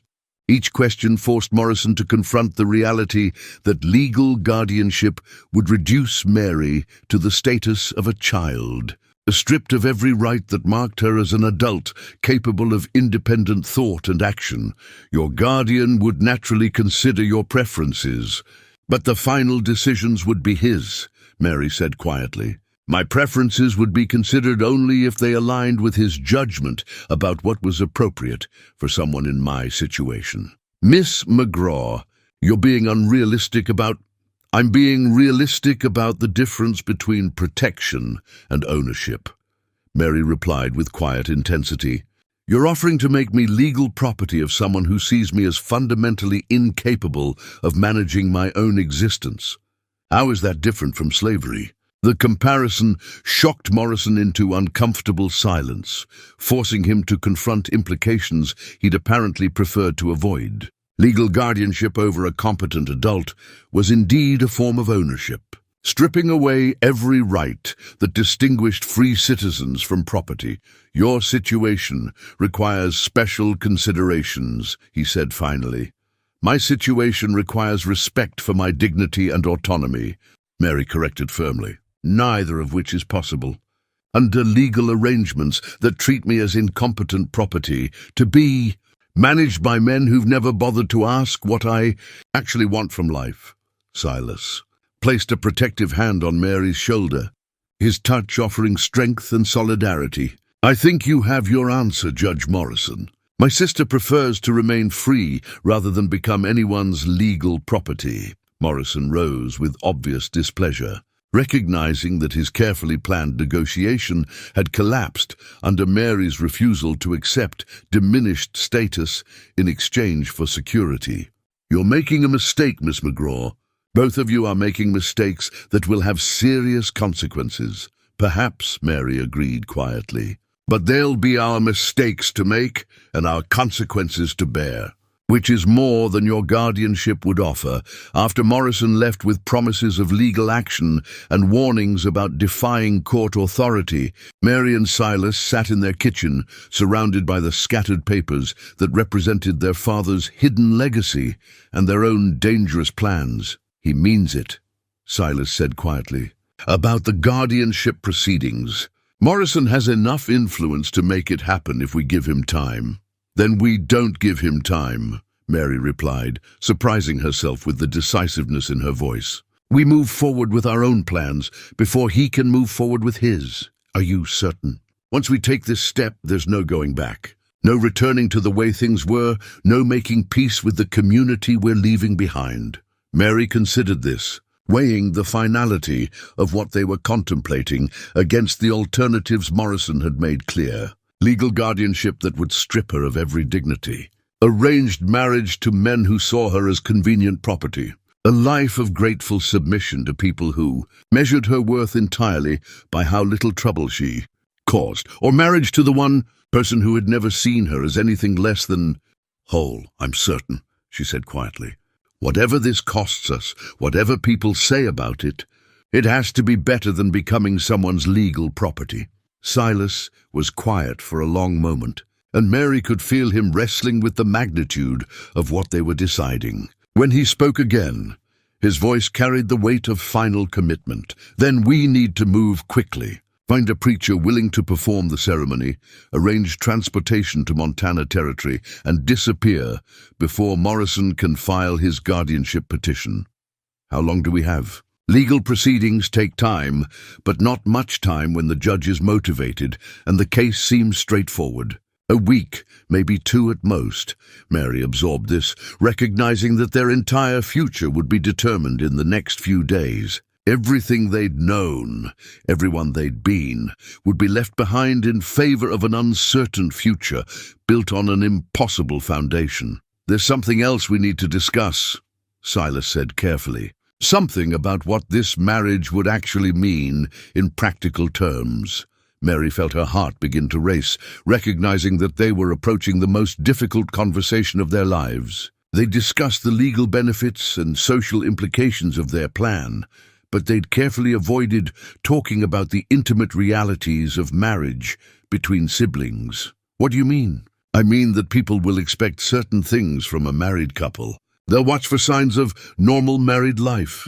They'll notice if we don't share living quarters, if we don't behave like husband and wife. Mary absorbed this, understanding the implications without needing explicit details. Marriage meant shared bedrooms, physical intimacy, the appearance of romantic love rather than practical arrangement. Their charade would need to be complete and convincing if it was to protect them both, and you're willing to maintain that appearance. If you are, Silas said quietly. Mary, I need you to understand that this isn't about desire or romance or anything that would make either of us uncomfortable. It's about creating a believable life together, one that protects us both from questions we can't answer. Mary considered this, recognizing both the necessity and the complexity of what he was suggesting. They would need to be husband and wife in every observable way, creating a partnership that appeared conventional while being built on foundations no one could imagine. What would you expect from me? She asked quietly. Nothing you're not willing to give, Silas replied immediately. We'll work out the details as we go, Mary. Figure out what's comfortable for both of us and what's necessary for appearances. But I need you to know that nothing will happen that you don't agree to. Nothing that makes you feel compromised or uncomfortable. The assurance settled some of Mary's fears while raising new questions about the practical realities of their impossible marriage. How did siblings become convincing spouses? How did protective love transform into something that could pass for romantic partnership? I trust you, she said finally, recognizing the simple truth of those words. Whatever else was uncertain about their future, Silas had never given her reason to doubt his commitment to her welfare above all other considerations. Then we're agreed. We move forward with this plan, accept whatever consequences follow, and trust each other to make it work. Mary felt the weight of the moment settling over her like a mantle of responsibility. For 18 years, she'd accepted other people's definitions of what was possible for her life. She'd been grateful for scraps, thankful for charity, and careful never to ask for more than what others were willing to give. But sitting there in the gathering dusk, with her brother's strength at her back and her father's hidden legacy spread before them, Mary McGraw made a choice that would change everything. We're agreed, she said quietly. Let's plan a wedding. The next morning brought practical considerations that transformed their impossible romance into urgent logistics. Mary woke to the sound of Silas packing supplies, the careful organization of a man preparing for a journey that would carry them far from everything they'd ever known. Circuit preacher named Father McKenna operates out of a mining camp about 2 days' ride north, Silas said, consulting a hand-drawn map he'd acquired from sources Mary didn't ask about. He's got a reputation for being flexible about marriage requirements, especially for people with money to express their gratitude, meaning he'll perform the ceremony without asking inconvenient questions, meaning he'll perform the ceremony under territorial authority that doesn't recognize local marriage restrictions. What we tell him about our relationship is our business. Mary considered this, recognizing both opportunity and risk in relying on a stranger's discretion. And afterward, we traveled to Montana Territory, establish residence on Father's land, and begin building the life we should have had all along. The plan sounded simple when stated plainly, but Mary understood the complexities hidden beneath Silas's confident summary. They would need to travel together as husband and wife, establish themselves in a new community as a married couple, and maintain their deception for the rest of their lives. Are you certain we can convince people that we can act married well enough to avoid suspicion? Silas was quiet for a moment, considering challenges they'd both recognized, but neither had fully articulated. We'll have to learn, Mary. Figure out what married couples do and how they behave with each other. Practice until it becomes natural. Practice, Mary repeated, recognizing the strangeness of learning to be married to her own brother. What exactly would we practice? Simple things, mostly. How we speak to each other, how we stand together. The casual touches that married people share without thinking about it. His voice carried careful neutrality, but Mary could sense the deeper complexities he was avoiding. We'll start small and work our way up to whatever feels natural for both of us. Mary absorbed this, understanding that their success would depend on transforming a lifetime of sibling affection into something that could pass for romantic love. It seemed impossible, but then again, everything about their situation was impossible. "Show me," she said quietly. "Show you what?" "Show me how a husband would speak to his wife. How he would touch her, stand with her, act when others are watching." Mary felt her cheeks warm with embarrassment, but pressed forward despite her discomfort. "If we're going to convince people, I need to know what they'll expect to see." Silas moved closer, close enough that Mary could feel the warmth of his presence and smell the familiar scent of leather and pine that had always clung to him. When he spoke, his voice carried a gentleness she'd never heard before, softer, more intimate, touched with the sort of affection that implied romantic love rather than brotherly protection. "Good morning, my dear," he said quietly, his hand settling on her shoulder with careful tenderness. "Did you sleep well?" The simple words carried emotional weight that made Mary's breath catch in her throat. This wasn't the voice of her protective older brother. This was the voice of a man speaking to a woman he cherished, cared for, wanted to make happy.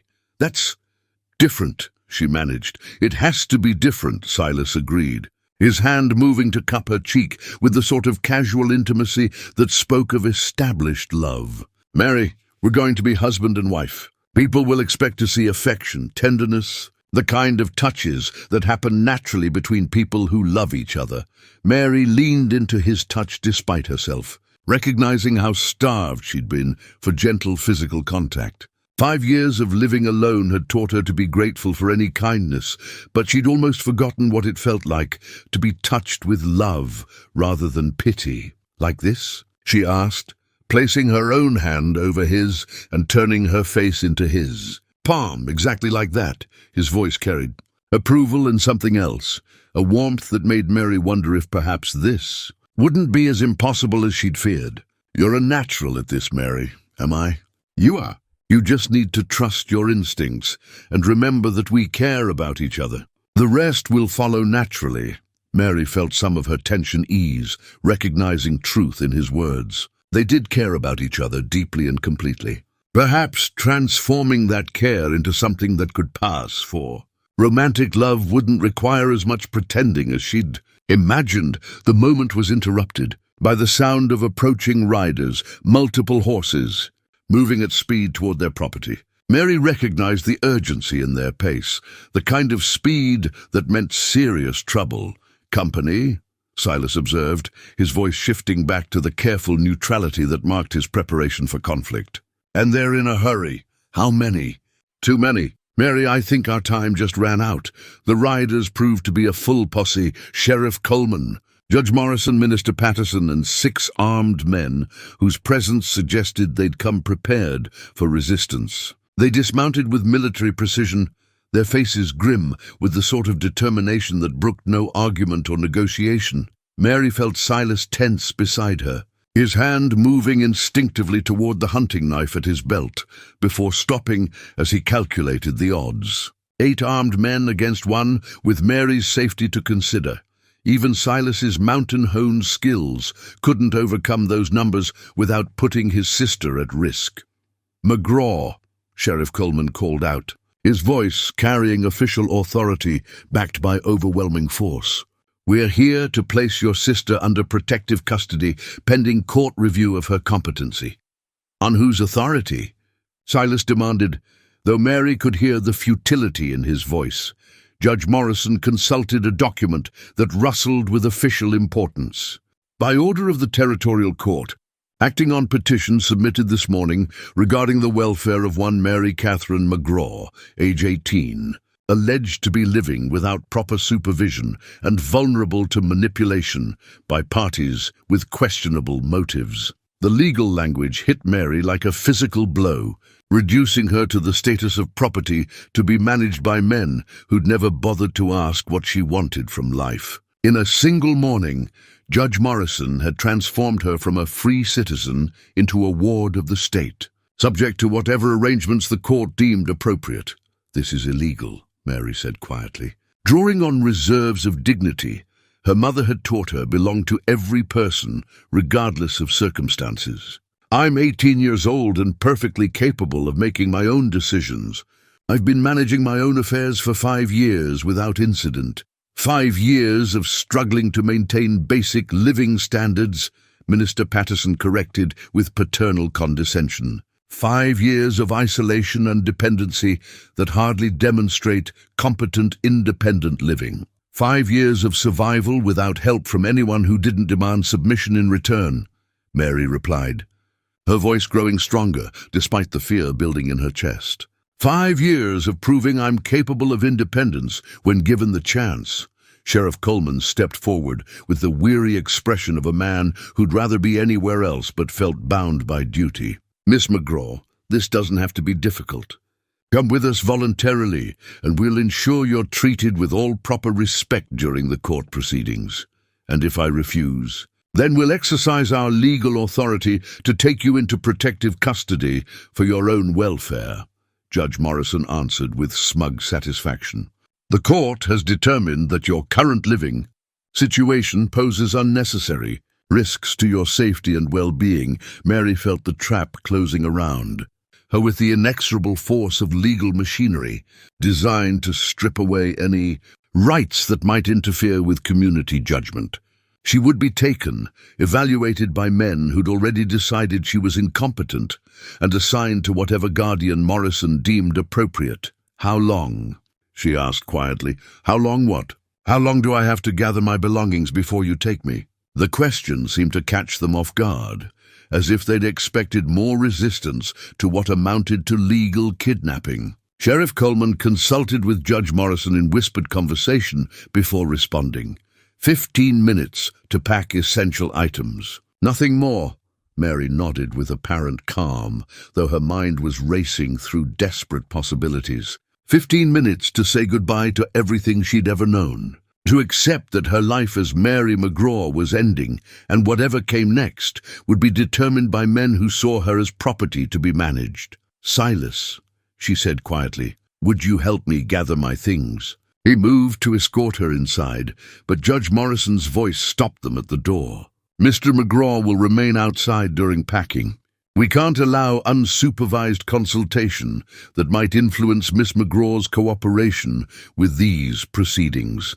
The restriction was the final insult, stripping away even the comfort of her brother's presence during what might be their last moments together. Mary would pack alone, under the watchful eyes of strangers who saw her as fundamentally incapable of independent thought. I understand, she said quietly, though her voice carried undertones that suggested she understood far more than they realized. Inside the cabin, Mary moved with careful efficiency while 2 armed men watched her every gesture. She packed practical clothing, personal items, and the few treasures that connected her to happier times. But she also packed things the watchers couldn't see, small items that might prove useful in ways they couldn't imagine. Her mother's wedding ring, thin gold band that Catherine McGraw had worn through 23 years of marriage and frontier hardship. The ring was too large for Mary's finger, but it carried symbolic weight that might prove important in circumstances she could barely imagine. The wooden box Silas had given her, with its cargo of memory and meaning that connected her to the brother they were trying to separate her from. The box was small enough to hide among her clothing, personal enough that even suspicious guards wouldn't think to examine its contents. Most importantly, the documents from their father's strongbox, birth certificates, land grants, bank statements, and legal papers that proved Mary Catherine McGraw was not the penniless invalid Judge Morrison had described to the court. Hidden among her undergarments, where no respectable man would search. These papers represented freedom if she could find a way to use them. Time's up, one of the guards announced. Though Mary suspected she'd been given less than the promised 15 minutes. She emerged from the cabin, carrying a single carpet bag and wearing the traveling dress that had belonged to her mother. Simple, practical clothing that wouldn't attract attention, but carried enough quality to suggest she came from respectable circumstances. Silas stood surrounded by armed men like a prisoner awaiting execution, his face carefully neutral, but his eyes burning with helpless rage. Mary met his gaze across the space that separated them, trying to convey everything she couldn't say aloud. "Trust me," her expression said. "This isn't over." "I know," his eyes replied.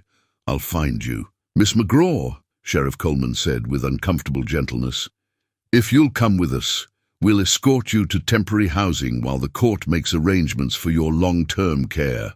Mary nodded with apparent resignation, playing the role of the compliant invalid they expected her to be. "May I say goodbye to my brother?" Brief goodbyes only, no private conversation. She approached Silas with careful steps, aware that every gesture was being watched and evaluated by men looking for signs of conspiracy or resistance. When she reached him, she rose on her toes, as if to kiss his cheek in sisterly farewell. But instead of words of goodbye, she whispered something that made his eyes widen with sudden understanding. "Check Mother's sewing box tonight. Under the false bottom." The message was delivered and received in seconds, hidden beneath the sort of emotional farewell that seemed natural between siblings being forcibly separated. Mary stepped back with tears in her eyes, real tears, because she genuinely didn't know when or if she'd see her brother again. "Take care of yourself," she said aloud, her voice carrying the sort of brave sadness that made even the armed guards shift uncomfortably. "I will," Silas replied, his own voice thick with emotion. "And Mary, remember that you're stronger than anyone gives you credit for, including yourself." The parting words carried more meaning than their watchers could possibly understand. Silas was reminding her that she'd survived 5 years alone, that she'd built strength through adversity, that she was capable of more than anyone, including herself, had ever imagined. The ride to town was conducted in careful silence, with Mary mounted on a gentle mare and surrounded by guards, who treated her like fragile cargo that might break if handled roughly. She used the time to observe, to listen, to gather information that might prove useful in whatever came next. Judge Morrison rode ahead, consulting documents and making notes that suggested he was already planning her future without her input. Sheriff Coleman stayed close to Mary's horse, his expression suggesting he felt uncomfortable with his role in what amounted to legal kidnapping. The other men treated the entire proceeding as routine law enforcement, apparently seeing nothing wrong with stripping a competent adult of her freedom for the crime of refusing arranged marriage. Their destination proved to be a small house behind. The church, normally used for visiting clergy, but now serving as Mary's prison while the court decided her fate. The building was comfortable enough. Clean rooms, adequate furnishing, even a small garden where she might take supervised exercise.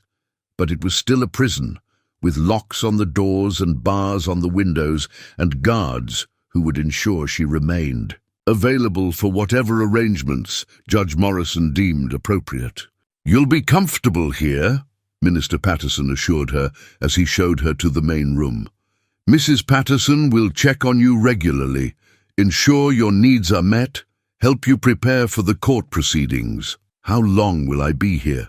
"Until the court makes final determination about your guardianship arrangement." "A few days, perhaps a week at most." Mary nodded with apparent acceptance, though her mind was already working through possibilities and escape routes.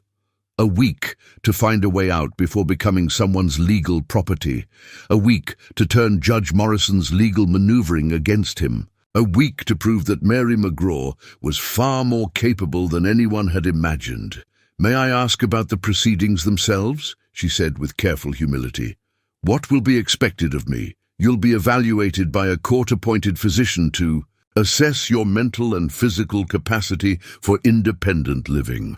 You'll be interviewed by representatives of potential guardians to determine the most suitable arrangement, and you'll have opportunity to express any preferences about your future care." "Preferences," Mary repeated thoughtfully. "Would my preferences carry any weight in the final decision?"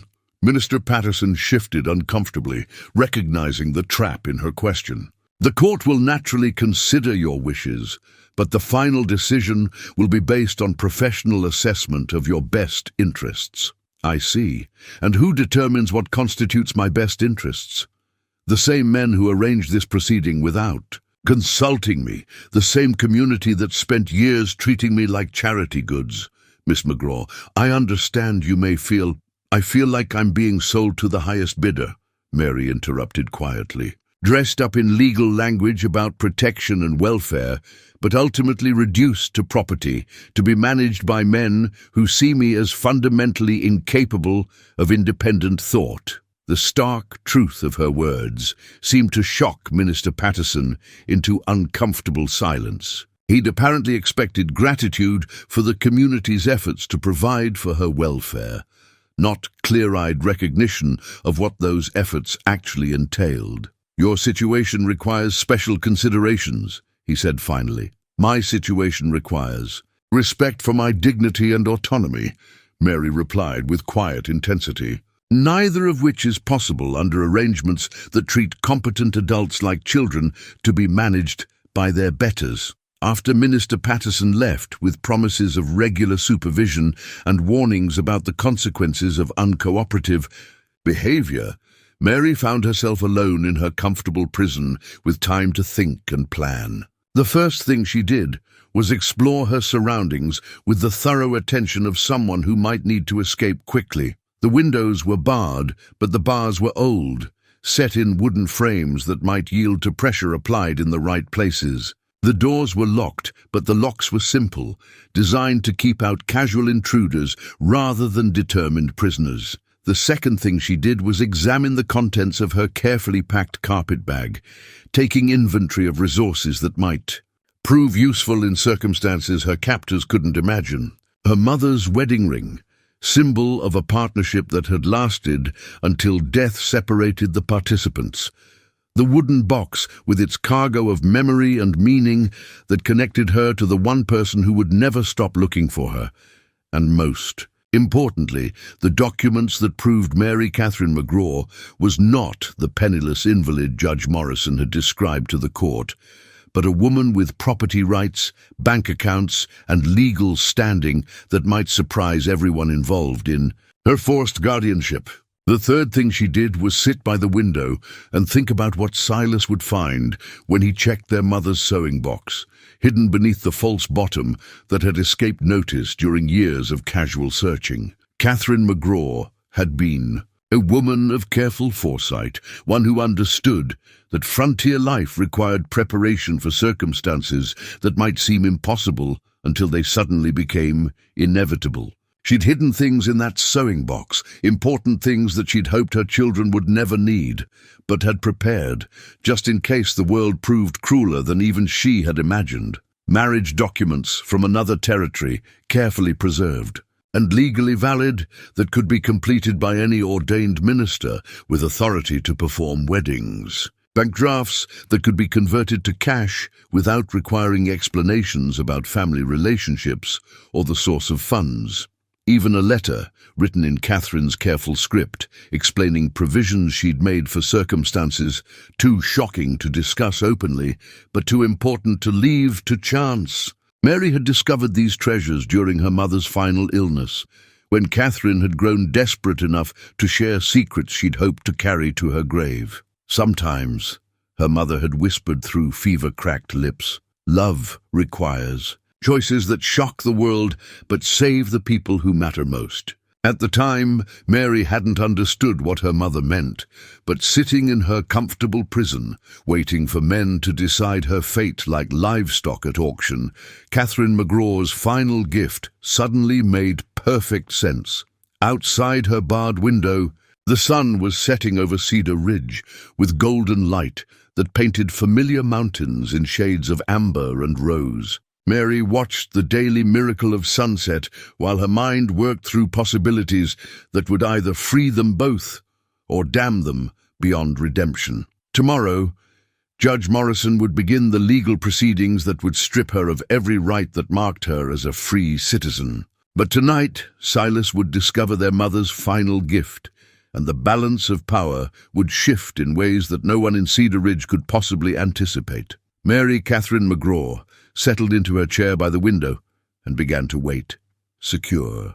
in the knowledge that her brother would find a way to reach her, and that when he did, they would have everything they needed to claim the impossible life their mother had prepared for them. The wedding ring felt warm in her hand as she turned it between her fingers, thinking about partnerships that lasted until death and love that took forms too radical for the world to understand. Tomorrow would bring legal proceedings designed to strip her of independence and dignity. But tomorrow would also bring Silas, armed with their mother's blessings and the tools they needed to claim a future that belonged to them alone. That night, as Cedar Ridge settled into the peaceful rhythms of frontier sleep, Silas McGraw discovered that his mother had been far more than the simple frontier woman she'd appeared to be. The hidden compartment in Catherine's sewing box revealed not just the marriage documents and bank drafts Mary had mentioned, but a carefully preserved deed that would change everything he thought he knew about their family's circumstances. The deed was written on expensive parchment, sealed with territorial authority, and signed by officials whose names carried weight far beyond their small mountain community. But it wasn't the official nature of the document that made Silas's hands tremble as he read it by lamplight. It was the scope of what his parents had secretly accumulated during years of appearing. To live as simple homesteaders, 5,000 acres in Montana territory, water rights to 3 separate river systems, mineral rights to what the document described as proven silver deposits of significant commercial value, and most shocking of all, a mining operation that had been generating substantial income for over 15 years, managed by partners who'd been sending payments to a bank account Thomas and Catherine McGraw had never mentioned to their children. Silas set the deed aside with careful reverence and reached for the accompanying letter, written in his mother's precise script, but dated only weeks before her death. The paper rustled in the lamplight as he unfolded words that would explain years of carefully maintained deception. My dearest children, if you are reading this, then circumstances have forced you to consider choices that no family should ever face. Your father and I hoped these documents would never be needed, but we prepared them because we understood that love sometimes requires decisions that shock the world but save the people who matter most. The land in Montana is yours by right of inheritance, but more than that, it is your refuge. We chose that territory specifically because it operates under laws that value property rights over social convention, where established landowners are granted respect regardless of how they came to their circumstances. The mining operation has been managed by our partner, Samuel Crawford, who believes Thomas and I died childless. He will continue operating under that assumption unless you choose to claim your inheritance, at which point he will be required to surrender full ownership and accumulated profits to Thomas McGraw's heirs. But Mary, my sweet girl, there is something else you must know. The inheritance laws in Montana territory contain provisions that your father and I studied carefully during the difficult years when we feared you might never find conventional happiness. A married woman can claim inheritance independently of any guardian or family authority. More importantly, a woman married under valid religious authority, regardless of local social objections, has full legal standing to control property, make contracts, and live free from anyone's supervision or interference. We researched these laws because we understood that you might someday need protection that conventional society would never provide. If circumstances ever force you to choose between your dignity and their approval, choose dignity. Choose freedom. Choose each other. The marriage documents in this box are legally valid in 7 territories, including Montana.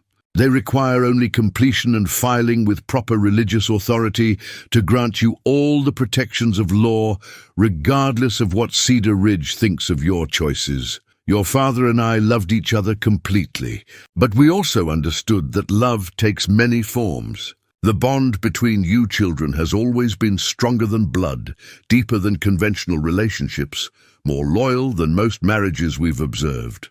If that bond needs legal protection to survive in a cruel world, Then claim it without shame. We are proud of the people you have become. We trust your judgment about what your lives require. And we bless whatever choices you make in pursuit of happiness and freedom. All our love, Mother. Silas read the letter twice before the full implications settled in his mind, like pieces of a puzzle that had been missing crucial elements. His parents hadn't just anticipated their children's difficulties. They'd spent years preparing solutions that seemed impossible until suddenly they became inevitable. The inheritance wasn't just land and money. It was independence, status, and the legal foundation for a life that could be built on their own terms rather than society's expectations. Mary wouldn't just be escaping Judge Morrison's guardianship. She'd be claiming wealth and position that would make her untouchable by anyone who disapproved of her choices. But more than that, their parents had essentially given permission for the very arrangement Silas had proposed with such guilt and uncertainty. Catherine and Thomas McGraw had researched the laws, prepared the documents, and explicitly blessed a marriage that would protect their children, even if it shocked the world. They were leaving behind. Silas carefully refolded the letter and gathered the documents that would change everything. Marriage papers that needed only signatures and official witness. Deeds that would make them landed proprietors rather than refugees. And bank drafts that would fund their new life without requiring explanations about family relationships or the source of their wealth. But first, he had to reach Mary and get her away from the comfortable prison where she waited for men to decide her fate, like livestock at auction. The rescue itself proved simpler than Silas had expected, though it required patience and the sort of woodcraft he'd learned during 5 years of mountain living. The guards watching Mary's temporary residence were good men, but frontier lawmen rather than professional soldiers, more concerned with preventing escape than repelling attack. Silas approached the building through the church graveyard, moving between tombstones with the fluid silence that had kept him alive during encounters with both wild animals and wilder men. The back window of Mary's prison faced the cemetery, separated from the nearest guard post by 50 yards of open ground that could be crossed invisible if a man knew how to move without disturbing the night. Sounds that marked him as an intruder. The window bars were exactly as Mary had described them, old iron, set in wooden frames that had been weakened by years of mountain weather. Silas worked at them with tools designed for trail repairs, but perfectly suited for quiet demolition, applying pressure in precisely the right places until the ancient wood gave way with barely audible cracks. "Mary," he whispered through the gap where one bar had been removed. "I knew you'd come," she replied, her voice carrying relief and determination in equal measure. "Did you find Mother's box?" "I found everything. Mary, we're not poor refugees anymore. We're landowners with enough money to buy respect anywhere we choose to settle." He helped her through the window with practiced efficiency. Both siblings moving with the coordination of people who'd spent years protecting each other from various forms of danger. Mary had prepared for escape with the same thorough attention she brought to every challenge, dressed for travel, carrying only essential items, ready to disappear into the night without leaving traces of where they'd gone. "The horses are waiting in the old oak grove," Silas whispered as they moved through cemetery shadows toward freedom. "Food, supplies, and everything we need to reach Father McKenna's camp before anyone realizes you're missing. And the documents. All of them. Marriage papers, property deeds, bank drafts, and Mother's letter explaining everything." His voice carried wonder at their parents' foresight. "Mary, they planned for this. They knew this day might come, and they prepared everything we'd need to claim a life worth living." They reached the horses without incident. 2 strong mounts loaded with supplies for a journey that would carry them far from the only home they'd ever known. Silas helped Mary into her saddle with the careful attention of a man who understood that everything depended on speed and stealth for the next several hours. "Once we're married, Judge Morrison's guardianship petition becomes invalid," he explained as they began the careful ride that would take them away from Cedar Ridge forever. A married woman can't be declared incompetent property of the state, especially one with independent wealth and property rights, and the inheritance. The mining operation Mother mentioned? Real, substantial, managed by partners who've been sending profits to accounts we never knew existed. Silas's voice carried amazement at the scope of their parents' secret preparations. Mary, we're not just escaping poverty and dependence. We're claiming wealth that will make us influential, members of whatever community we choose to join. The ride through mountain darkness required all of Silas's wilderness skills and Mary's hard-won ability to trust completely in guidance she couldn't see. They followed trails that existed more in memory than reality, paths that Silas had learned during hunting expeditions with their father years before. The civilization had crowded the valleys with people who measured worth by conformity to social expectations as dawn broke over peaks that had witnessed their childhood adventures. The siblings paused to rest their horses and eat a simple breakfast of trail food that tasted like freedom. Behind them, Cedar Ridge was waking to discover that Mary McGraw had vanished from her comfortable prison, taking with her any possibility that Judge Morrison's guardianship proceedings could continue. No regrets? Silas asked, studying his sister's face in the morning light. None, Mary replied without hesitation. Whatever this costs us, whatever people say about our choices, it has to be better than living as someone else's property, even if it means marriage to your own brother, even if it means lying to everyone we meet for the rest of our lives. Mary considered this, weighing the magnitude of what they were choosing against the alternatives they were rejecting. Silas, I've spent 18 years being grateful for scraps of basic human kindness. I've apologized for existing, accepted charity that came with lectures about knowing my place, and watched other women find love while I was told to be thankful for the opportunity to work for my keep. She turned toward the mountains that rose ahead of them like promises of possibilities beyond imagination. If marriage to you gives me dignity, independence, and the chance to matter to someone the way other women matter to the men who love them, then I'll learn to be the best wife you could imagine. We'll figure out what that means as we go. The conversation was interrupted by the distant sound of pursuit, horses moving fast in their direction, voices calling across the valleys as search parties began the hunt for Cedar Ridge's missing invalid. Judge Morrison had discovered Mary's escape and was mobilizing every resource at his disposal to reclaim his intended ward. Time to go, Silas said, helping Mary mount her horse with practiced efficiency. Father McKenna's camp is still 8 hours away, and we need to be married before anyone catches up with us. Married to each other, Mary said, as if testing the words aloud. Husband and wife rather than brother and sister. Partners, Silas corrected gently. Protectors of each other, companions for life, and whatever else this arrangement requires to keep us both free and safe. As they rode toward their impossible wedding, Mary found herself thinking about the strange paths that had led them to this moment. A week ago, she'd been resigned to spinsterhood or arranged marriage to men who saw her as damaged goods. Now she was racing toward a ceremony that would make her wife to the one person who'd never seen her as anything less than whole. It was shocking, unprecedented, probably immoral by conventional standards. But it was also practical, legal, and potentially liberating in ways she'd never dared to imagine. More importantly, it was their choice, made freely, with full understanding of the consequences, by two people who'd learned that love sometimes required decisions that shocked the world but saved the people who mattered most. The hidden deed rustled in Silas's saddlebags as they rode, carrying promises of land and wealth and status that would make them influential members of whatever community they chose to join. But more valuable than property or money was the simple knowledge that they would face whatever came next together, as equal partners in a marriage that belonged to them alone.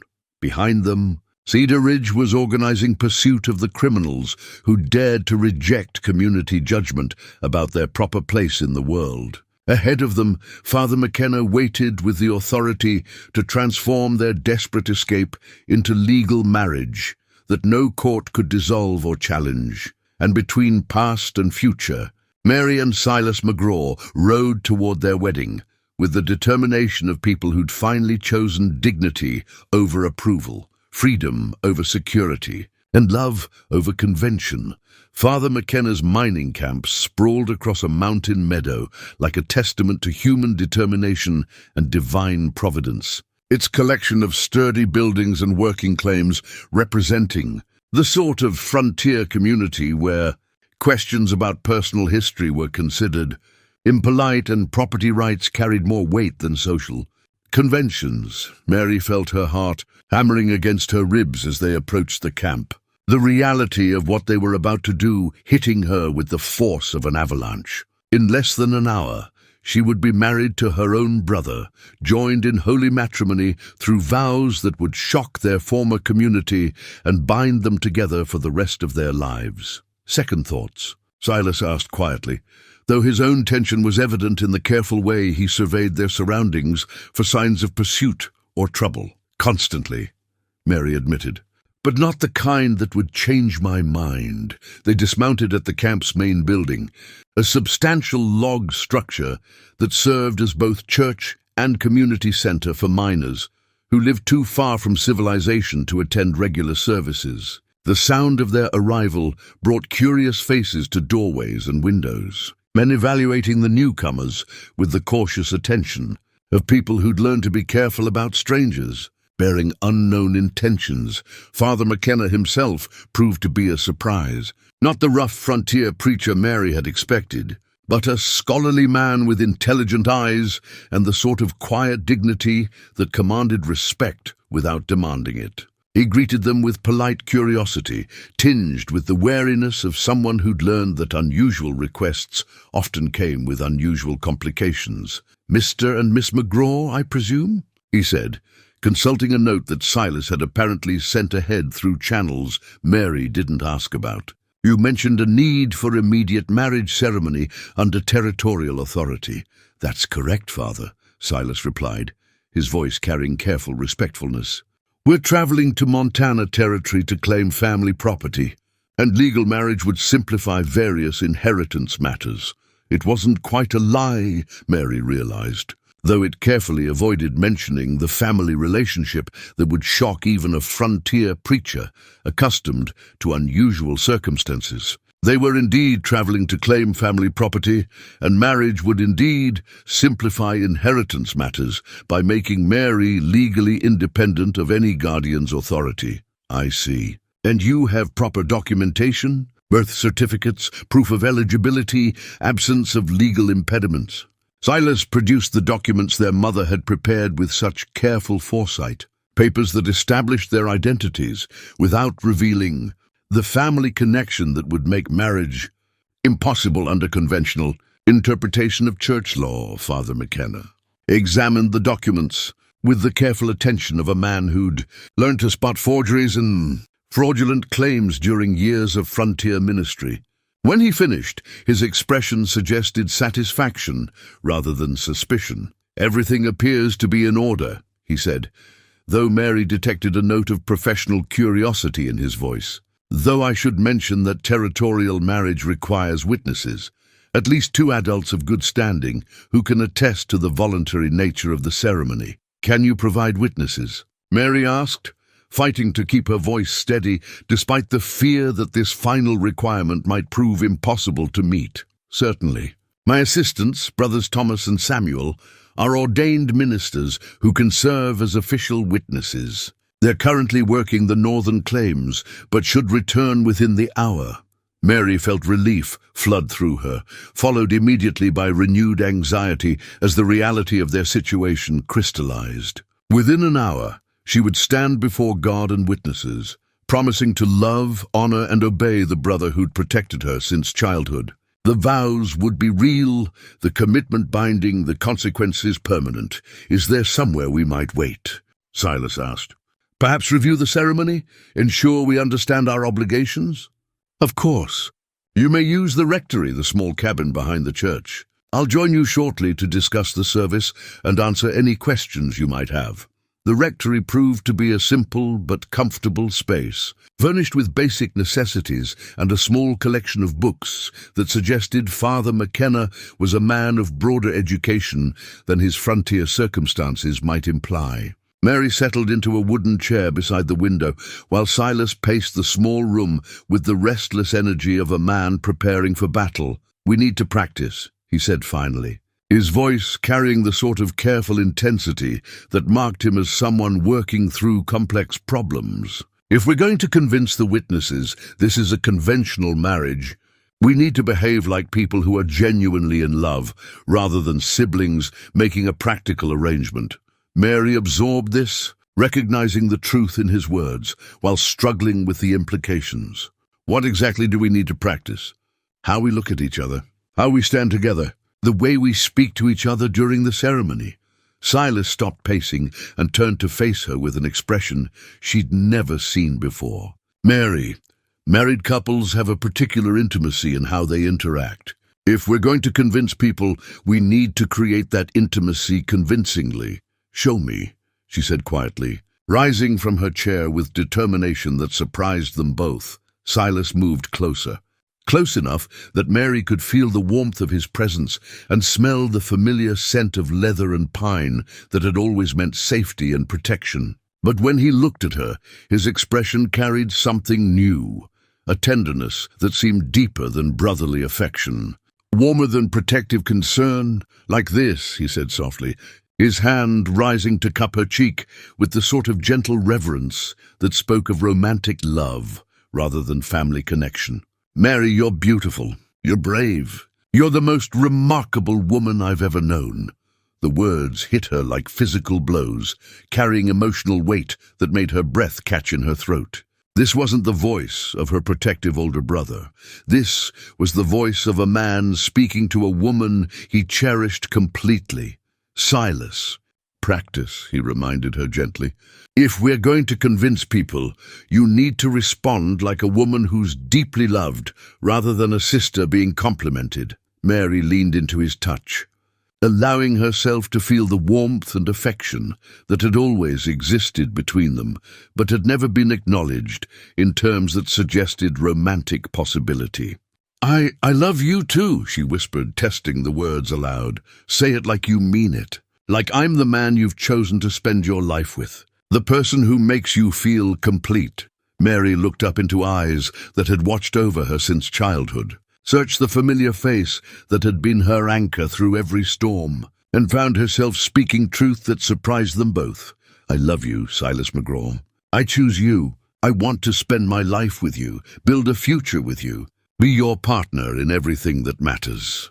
The declaration hung between them like a bridge over impossible territory, carrying implications that neither had fully anticipated. Mary realized she wasn't just practicing for the witnesses. She was discovering feelings that had grown from protective affection into something deeper, more complex, potentially dangerous in its intensity. "Mary," Silas said carefully, "we need to be clear about what we're doing here. This marriage is about protection and legal standing, not what?" She interrupted quietly. "Not real feelings? Not actual partnership? Not the possibility that two people who've always cared for each other might discover they could care for each other in ways that society would find shocking, but we might find natural." Silas stared at her as if seeing her clearly for the first time, recognition dawning in his eyes like sunrise over mountain peaks. "You're not just talking about a practical arrangement anymore, are you?" Mary asked, stepping closer until only inches separated them. "And when you look at me, when you talk about protecting me and caring for me and making sure I'm never alone again, are you talking about duty to your sister or something deeper?" The question forced Silas to confront truths he'd apparently been avoiding, feelings that had grown from brotherly protection into something more complex and potentially transformative. When he answered, his voice carried the weight of revelation. "I don't know," he admitted quietly. "Mary, I've spent so many years thinking about your welfare, worrying about your happiness, wanting to give you everything you deserve.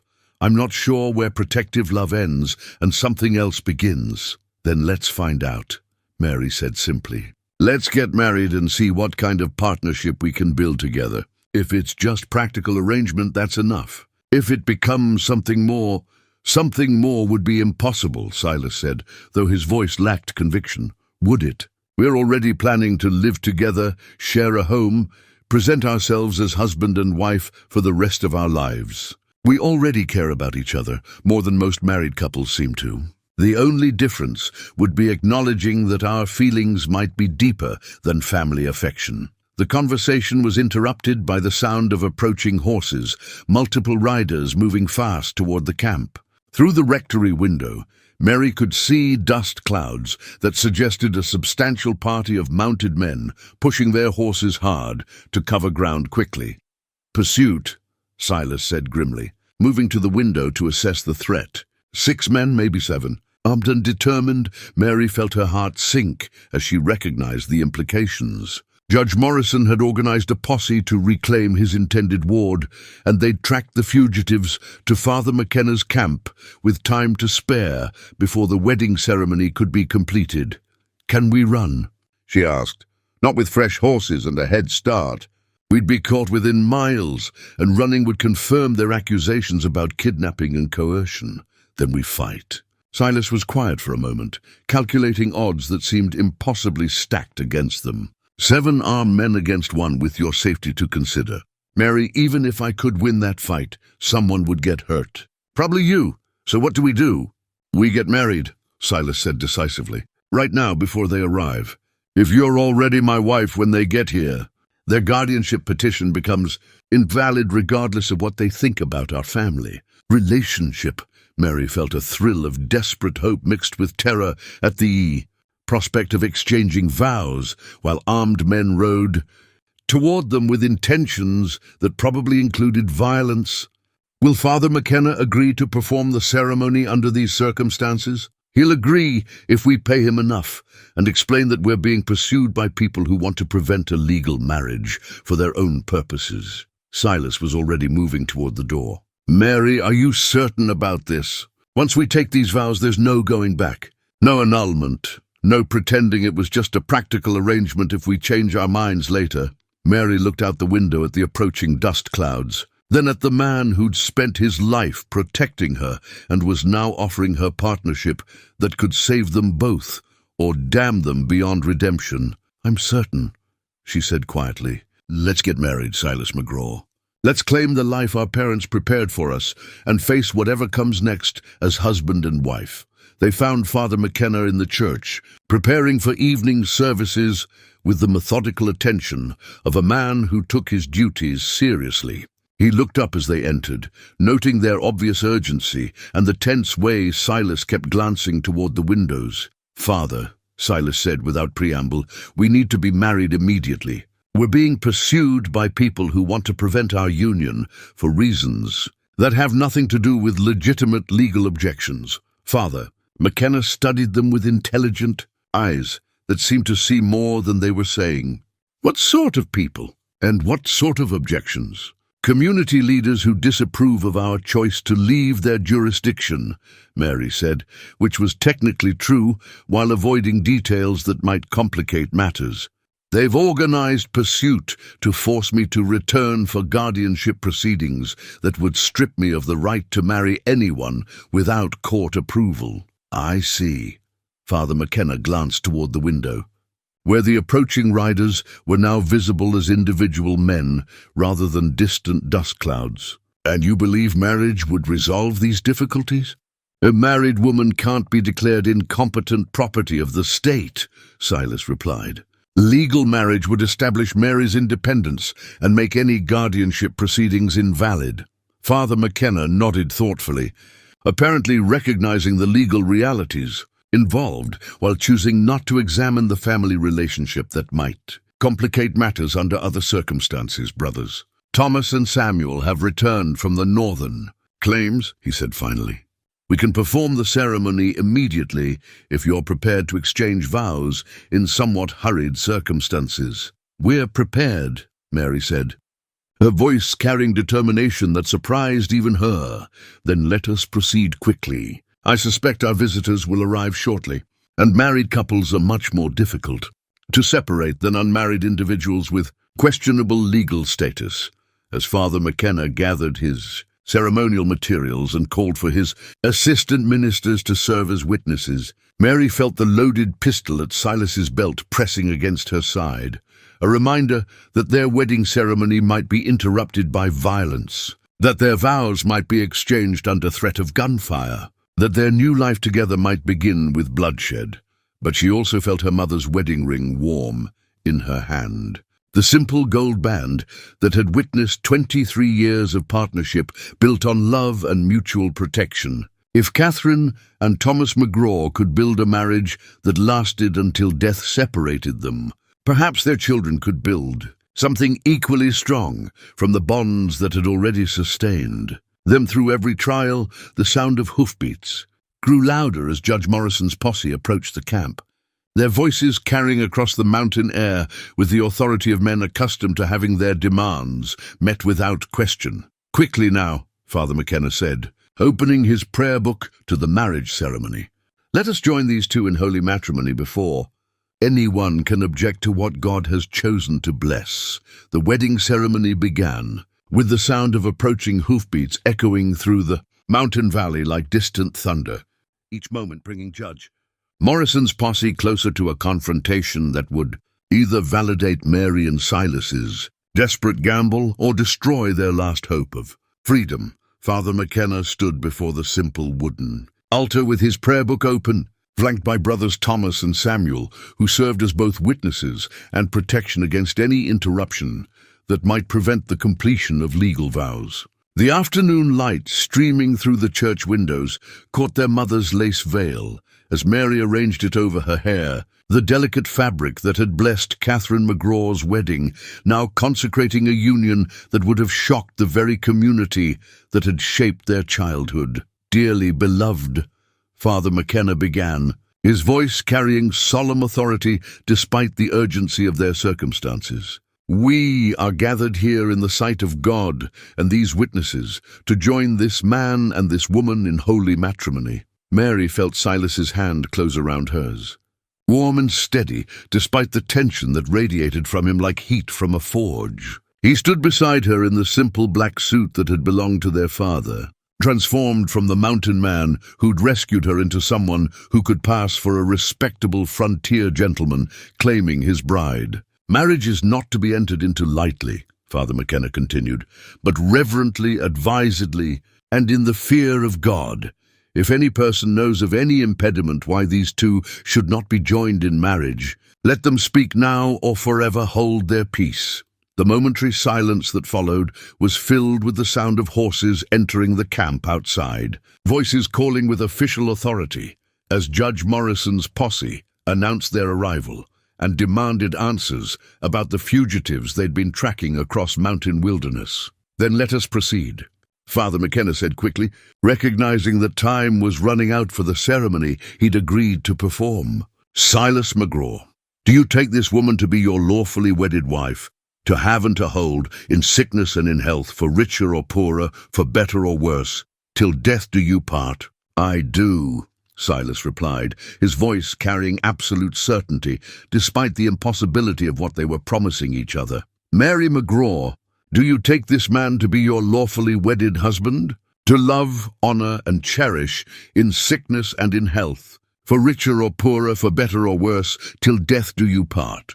Mary looked up into eyes that had protected her since childhood, searched the familiar face that was becoming something new and precious in the afternoon light, and spoke the words that would transform them both forever.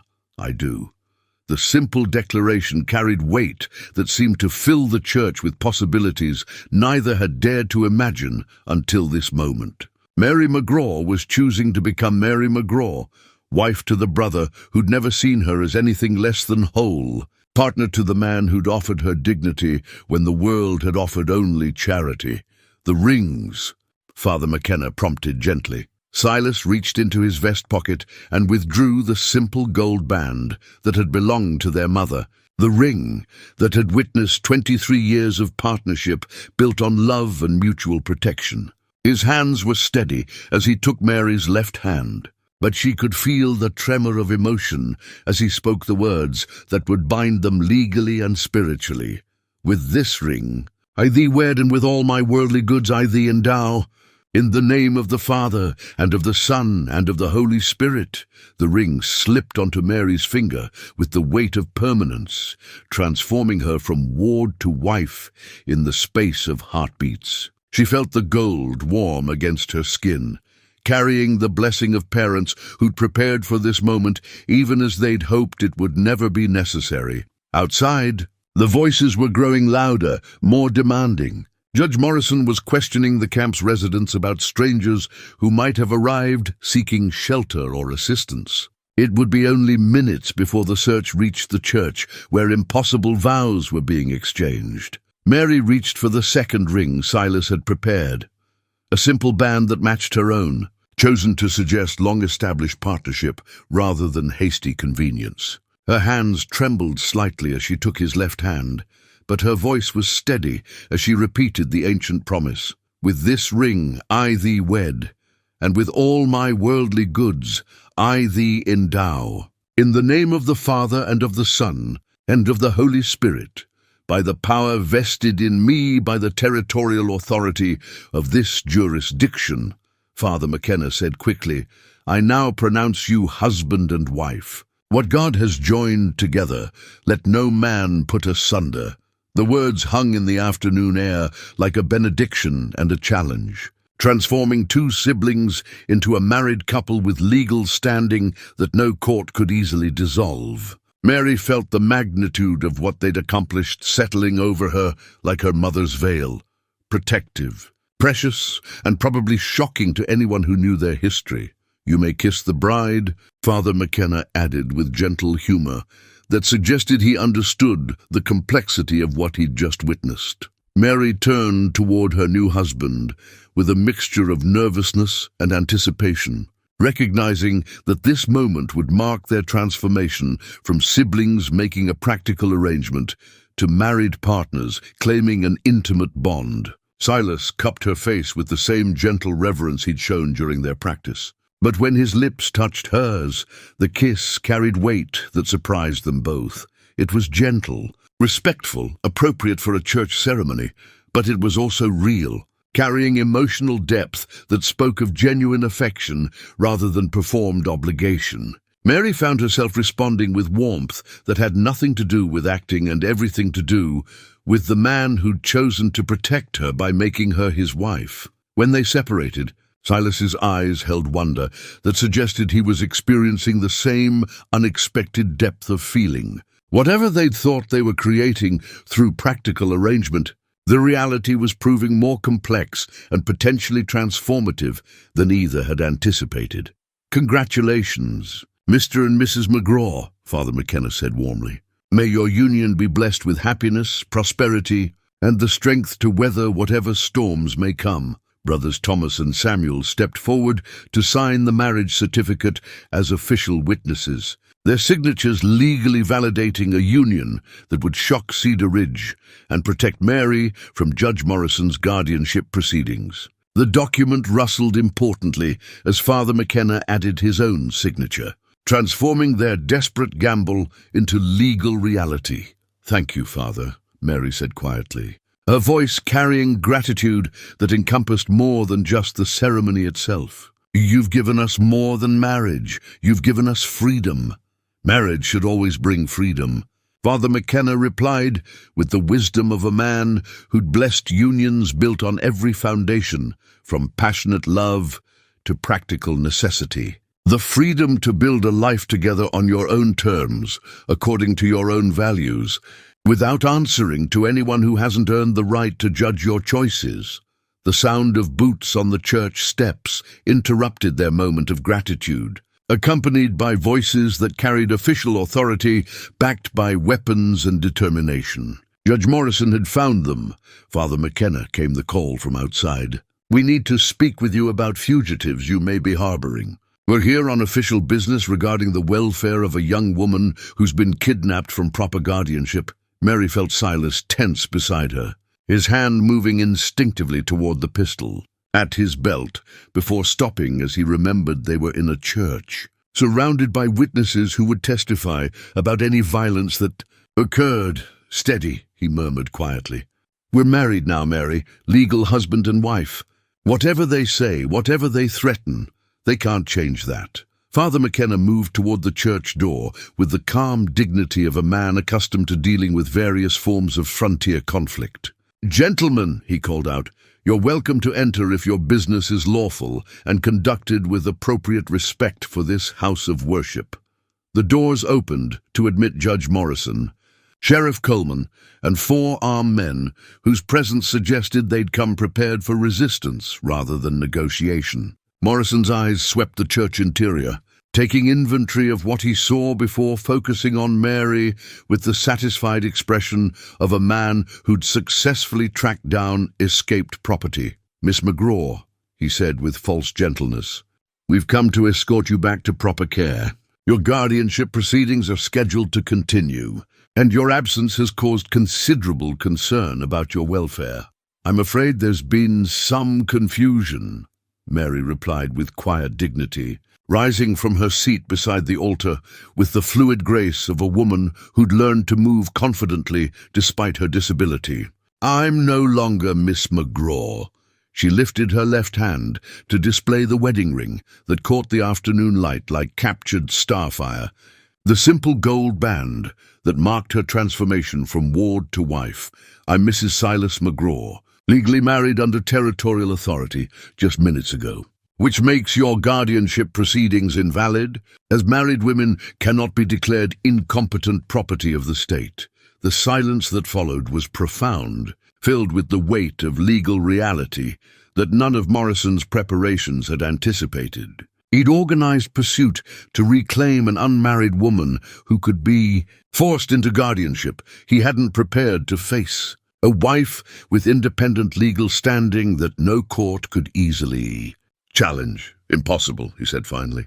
"The marriage, it's not legal, not valid. The marriage was performed by ordained minister under proper territorial authority," Father McKenna interrupted mildly. "Brothers Thomas and Samuel served as official witnesses. All documentation has been properly completed, and the union has been duly consecrated according to law and church doctrine." But there, Morrison stopped himself before completing the accusation that would reveal how much he knew about the McGraw family relationships. To challenge the marriage on grounds of consanguinity, he would have to admit he'd been pursuing siblings rather than an unrelated man kidnapping a vulnerable woman. "They're what?" Father McKenna asked with polite curiosity. "Legally married adults who chose to unite their lives according to their own judgment rather than community pressure. I fail to see any impediment that would invalidate their union." Sheriff Coleman stepped forward with obvious discomfort, recognizing that the legal situation had shifted in ways that complicated his authority. "Father, we have reports that this woman was taken against her will, that she's being coerced." "Sheriff," Mary interrupted quietly, "I'm perfectly capable of speaking for myself. I chose to marry Silas McGraw of my own free will, without coercion or duress. We're legal husband and wife, bound by vows that no earthly authority can dissolve. The court will determine—" Morrison began angrily. "The court will determine nothing," Mary replied with steel in her voice that surprised everyone present. "I'm a married woman with independent legal standing, property rights, and the protection of territorial law. Your guardianship petition has no authority over someone who's already chosen her own guardian."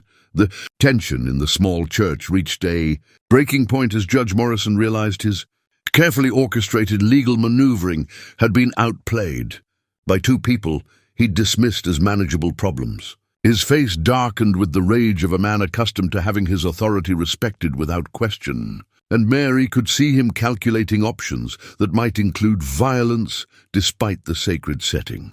"This marriage is a fraud," Morrison declared, his voice carrying the authority of a man who'd spent years having his pronouncements accepted as law. A desperate attempt to circumvent legitimate legal proceedings designed to protect a vulnerable woman from exploitation. "The marriage is legal and binding," Father McKenna replied calmly, though Mary noticed his subtle positioning that would allow him to shield the newly married couple if the confrontation turned violent. Performed according to territorial law by ordained minister with proper witnesses and complete documentation. Documentation that fails to disclose the true relationship between these people. Morrison snarled, apparently deciding that revealing the family connection was worth the risk if it invalidated their protection. The accusation hung in the church air like smoke from a dying fire, carrying implications that could destroy everything Mary and Silas had risked to achieve. Mary felt her heart stop as she realized Morrison was prepared to expose their secret, to shock Father McKenna and his witnesses with the truth that would make their marriage scandalous, even by frontier standards. What relationship? Father McKenna asked with polite curiosity. Mr. and Mrs. McGraw presented proper identification and documentation showing no legal impediments to marriage. Are you suggesting they provided false information? Morrison hesitated, recognizing the trap in Father McKenna's question. To challenge the marriage on grounds of consanguinity, he would have to explain how he knew about the family relationship, which would require admitting he'd been pursuing siblings rather than an unrelated kidnapper and his victim. Morrison began, then stopped as he apparently realized the implications of what he was about to reveal. Their what? Silas asked quietly, rising from his seat beside Mary, with the fluid grace that marked him as dangerous despite the peaceful setting. Legally married adults who chose to unite their lives according to their own judgment. Citizens with the right to travel freely and settle wherever they choose. Property owners with legitimate business in Montana Territory. The mention of property rights caused a visible shift in the confrontation's dynamics. Sheriff Coleman exchanged glances with his deputies, recognizing that pursuing wealthy landowners was different from chasing refugees with questionable legal status. Property owners? Coleman asked carefully. Mary reached into her traveling bag and withdrew. The deed that had transformed everything, the document that proved the McGraw family was far more than the struggling homesteaders they'd appeared to be. The expensive parchment rustled impressively as she unfolded it for the assembled men to examine.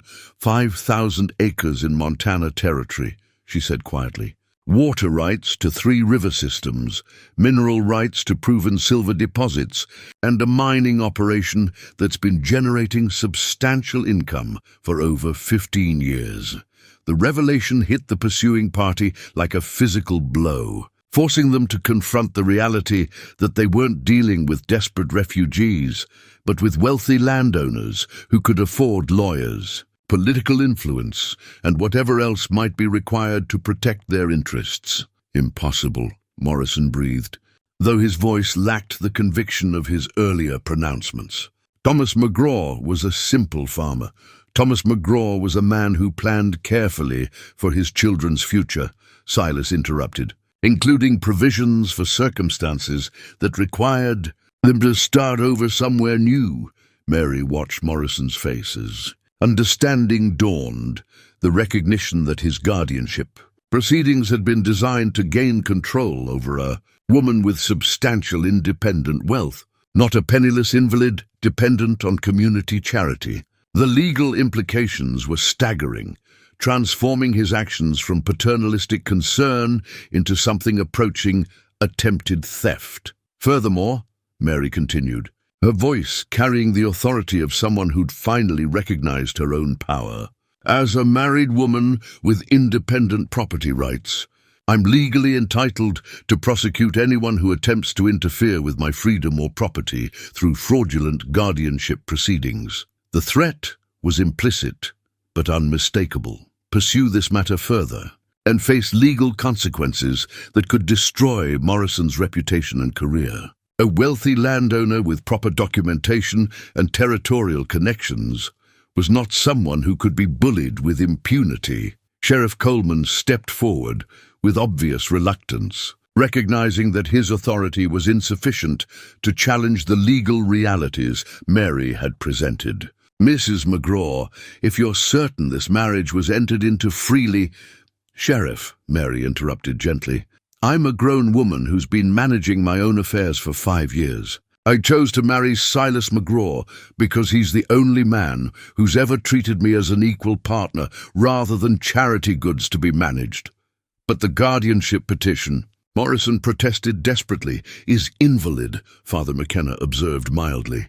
Married women with independent property rights cannot be declared incompetent wards of the state, especially when there's no evidence of mental incapacity or coercion.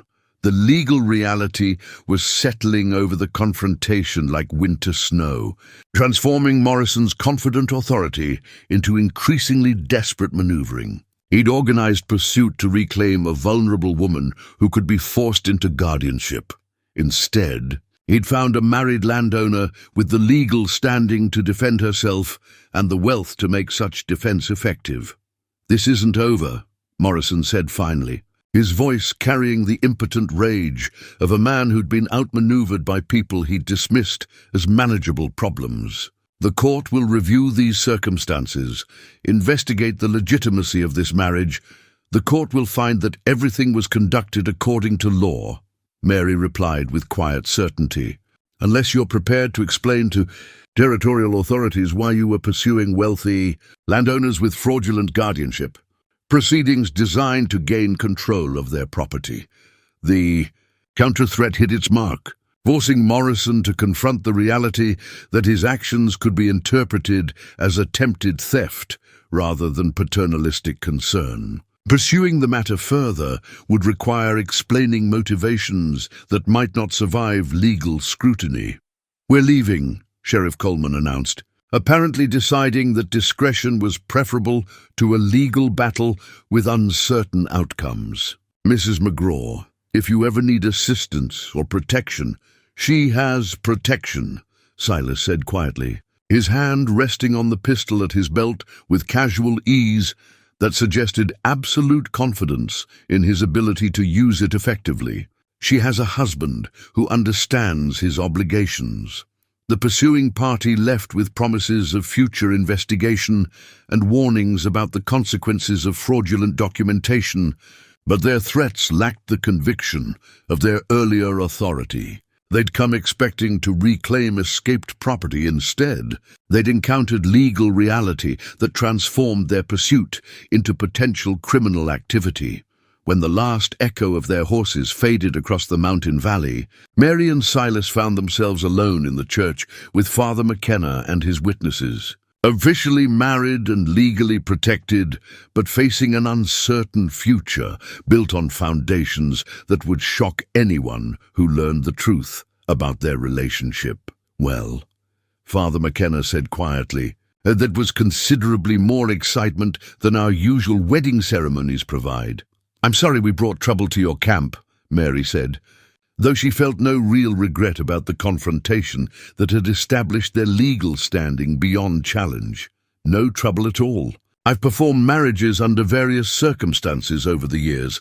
Young couples fleeing disapproving families, widows seeking companionship, even political unions designed to settle property disputes. Love takes many forms, and the Church's role is to bless whatever forms provide mutual protection and genuine care." Mary felt tears threaten at the understanding in Father McKenna's words, recognizing that he'd somehow grasped the truth about their unusual marriage without requiring explanations that would shock conventional sensibilities. "Thank you," she whispered, "for everything.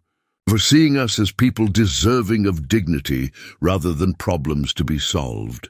"Marriage should always be about dignity," Father McKenna replied gently. "The dignity of choosing your own path, building your own life, protecting the people who matter most to you." As the afternoon sun painted the church windows in shades of gold and amber, Mary and Silas McGraw stood together as husband and wife, bound by vows that would either save them both or damn them beyond redemption. The confrontation with Judge Morrison had established their legal standing, but the real test would come in learning to live as married partners rather than protective siblings. "Ready to start our new life?"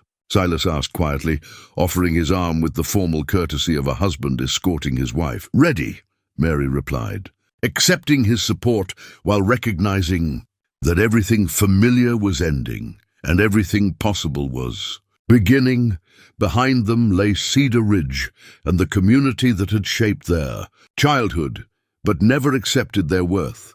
Ahead lay Montana Territory and the chance to build a life on their own terms, using wealth their parents had hidden and legal standing they'd claimed through the most shocking wedding ceremony in territorial history, the burning cross that had marked their final confrontation with Judge Morrison's authority, was just visible through the church windows, a symbol of the community's ultimate rejection, but also of their own triumph over prejudice and persecution. They'd chosen each other over social approval, dignity over safety, and love over convention. Now they had to learn what it meant to be husband and wife rather than brother and sister, to build a partnership that could withstand scrutiny while protecting the bond that had always sustained them both. 6 months later, Mary McGraw stood in the doorway of the substantial house that had risen from Montana wilderness through her husband's labor and their shared vision of what a home should be.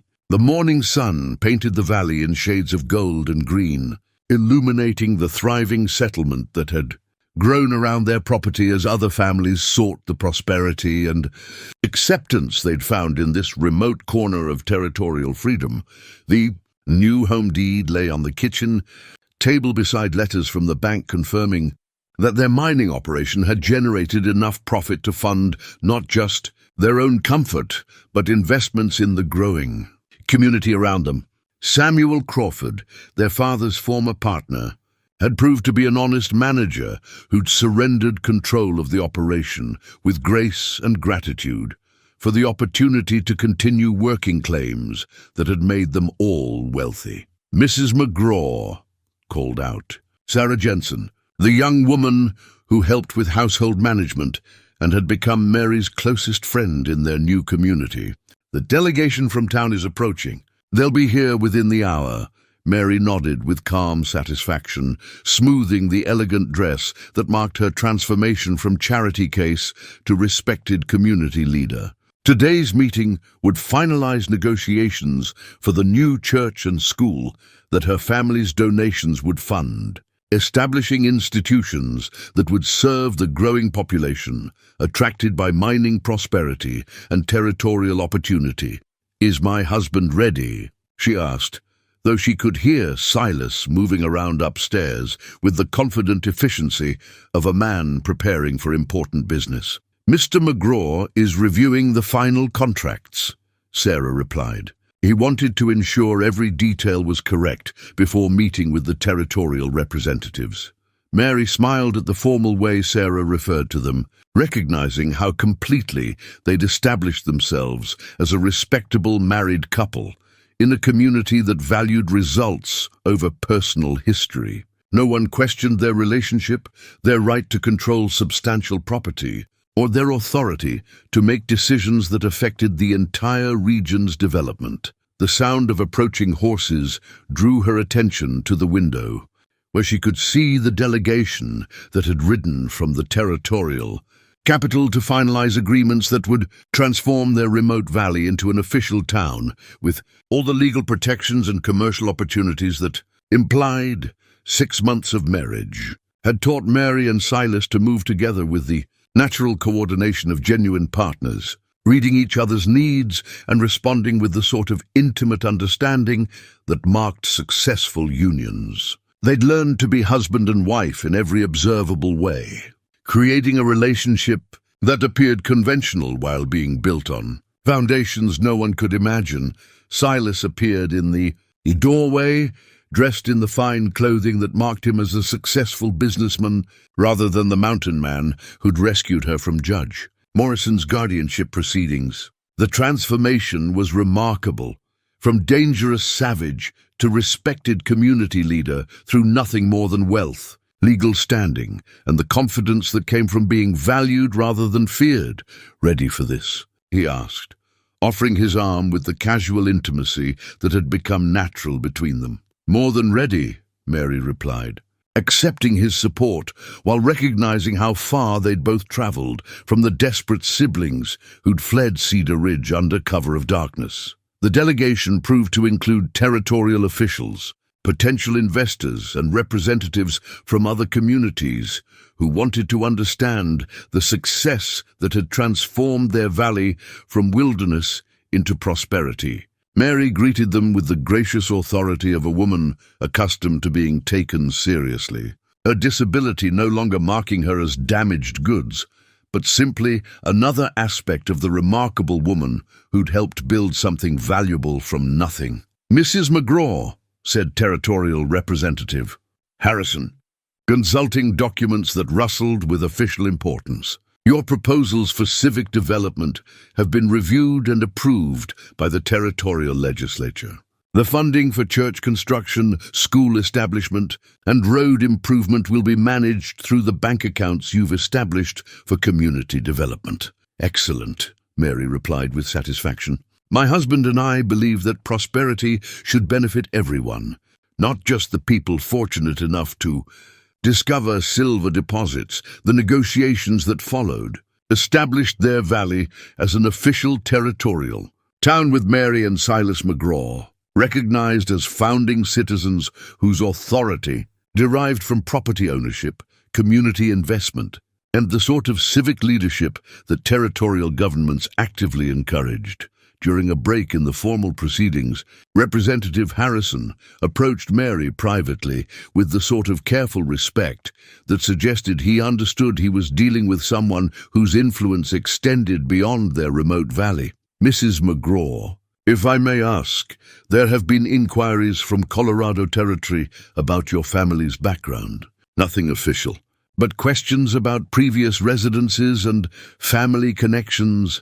Mary felt a brief flutter of old fear before recognizing that she was no longer the vulnerable woman who'd fled Judge Morrison's authority. She was a wealthy landowner with legal standing, political connections, and the protection of territorial law. "What sort of inquiries?" she asked calmly. "General background investigations, probably connected to your mining investments and community development projects. Wealthy families often attract attention from people hoping to discover useful connections or potential vulnerabilities." "I see. And what have these investigations discovered?" "That you and your husband are exactly what you appear to be, successful property owners with legitimate business interests and a remarkable talent for community development. Your background is exemplary, your financial standing is solid, and your civic contributions have been noted at the highest levels of territorial government." Mary absorbed this information with relief that was tinged with amusement at how completely they'd transformed themselves from desperate refugees to respected citizens. Their success had created its own legitimacy, making their past irrelevant compared to their present achievements. "Thank you for bringing this to my attention," she said quietly. "My husband and I value our privacy, but we have nothing to hide about our business dealings or community involvement. Of course, I simply wanted you to know that your reputation extends far beyond this valley. There's talk of territorial appointment to development commissions, possibly even consideration for positions when Montana achieves statehood." The conversation was interrupted by Silas's approach, moving with the confident ease of a man comfortable in his role as successful businessman and community leader. 6 months of marriage had taught him to read Mary's expressions, and he apparently recognized that she'd received news requiring discussion. "Representative Harrison," he said warmly, shaking hands with the sort of firm grip that marked him as someone worth knowing. "I trust everything is proceeding smoothly with our development proposals?" "Very smoothly, Mr. McGraw. Your wife was just mentioning that your reputation for civic leadership has attracted attention at the territorial level. We may have additional opportunities to discuss in the future." After the delegation departed, with promises of continued cooperation and hints about future political possibilities, Mary and Silas found themselves alone in the house that had become the center of their new life. The formal entertaining was over, the business concluded, and they could finally relax into the private partnership that sustained their public success. political opportunities? Silas asked, settling into the chair beside hers with the easy familiarity of genuine companionship. Territorial appointments, development commissions, possibly even consideration for positions when Montana achieves statehood. Mary reached for his hand with the natural gesture that had become second nature over months of learning to be married. They see us as exactly what we appear to be, successful citizens whose judgment can be trusted with important responsibilities. No questions about our background. Our family connections? None that matter. Our success has created its own legitimacy. Whatever we were before, we're now the McGraw family, landowners, community leaders, and respected citizens whose past is less important than our present achievements. Silas lifted their joined hands to study the wedding rings that had marked their transformation from siblings to spouses, simple gold bands that carried the weight of impossible choices and unexpected success. Any regrets? He asked quietly. About the choices we made, the life we've built together? Mary considered the question with the thoroughness it deserved, weighing what they'd gained against what they'd lost through their desperate gamble on an impossible marriage. They'd left behind everything familiar, community, friends, the simple certainty of conventional relationships. But they'd gained freedom, prosperity, and partnership that had proved more fulfilling than either had dared to imagine. None, she said finally. Silas, we've built something remarkable here. A marriage that works, a community that values us, a life that doesn't require either of us to apologize for existing. Even though we're living a lie? Even though no one knows the truth about who we really are? Mary smiled at the complexity of questions that had no simple answers. Are we living a lie? We're legally married, genuinely committed to each other's welfare, and building a partnership that's stronger than most conventional marriages we've observed. The only lie is letting people assume we met and fell in love in traditional ways, and that doesn't bother you. Never being able to tell the complete truth about our relationship. The complete truth is that we're two people who've always cared for each other, who chose to formalize that care through legal marriage when circumstances required it, and who've discovered that partnership can take forms more complex and satisfying than either of us expected. Mary rose from her chair and moved to the window that looked out over the valley they'd claimed as home, watching the sun set over mountains that had witnessed their transformation from desperate refugees to respected citizens. We saved each other. Silas, you saved me from becoming Judge Morrison's legal property, and I saved you from a lifetime of guilt about failing to protect me. We've built a life that honors our parents' memory and uses the gifts they left us to create something valuable for other people. Silas joined her at the window, his arm settling around her waist with the casual intimacy that had become natural between them. And we've learned that love really can take forms too radical for the world to understand. Have we learned that? Mary asked quietly. That what we have is actually love rather than just protective partnership? The question hung between them, like a bridge over territory they'd been carefully avoiding, acknowledging feelings that had grown from family affection into something deeper and more complex than either had expected when they'd exchanged desperate vows in Father McKenna's church. I think, Silas said carefully, we've learned that the difference might not matter as much as we thought it would. We care for each other completely, we've committed to each other permanently, and we've built a partnership that satisfies us both. Whether that's love or something else, it's enough, Mary finished softly. Whatever we call it, whatever people would think if they knew the truth, it's enough. They stood together in the gathering dusk, watching their valley settle into the peaceful rhythms of evening, while their minds wandered over the strange path that had brought them to this moment. A year ago, Mary had been resigned to spinsterhood or arranged marriage to men who saw her as damaged goods. Silas had been a mountain hermit, consumed by guilt over abandoning his sister to face the world's cruelties alone. Now they were respected community leaders with wealth, influence, and the security of legal partnership that no one could challenge or dissolve. They'd found acceptance in a place where results mattered more than personal history, prosperity more than social convention, and civic contribution more than family relationships that might shock conventional sensibilities. "What do you suppose our parents would think?" Mary asked, thinking about Catherine and Thomas McGraw and the careful provisions they'd made for circumstances too shocking to discuss openly. "I think they'd be proud," Silas replied without hesitation.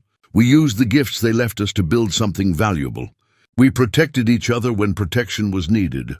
We chose dignity over approval and freedom over security. That's exactly what they prepared us to do, even the marriage part, even the choice to become husband and wife rather than remain brother and sister, especially that part. Mother's letter made it clear she understood what this choice might cost us and what it might give us. She blessed it in advance, because she knew that love sometimes requires decisions that shock the world, but save the people who matter most. As the stars began to appear in the darkening sky, Mary and Silas McGraw stood together in the home they'd built from wilderness and impossibility, secure in the knowledge that they'd claimed a life worth living through choices that had required everything they possessed of courage, determination, and faith in each other.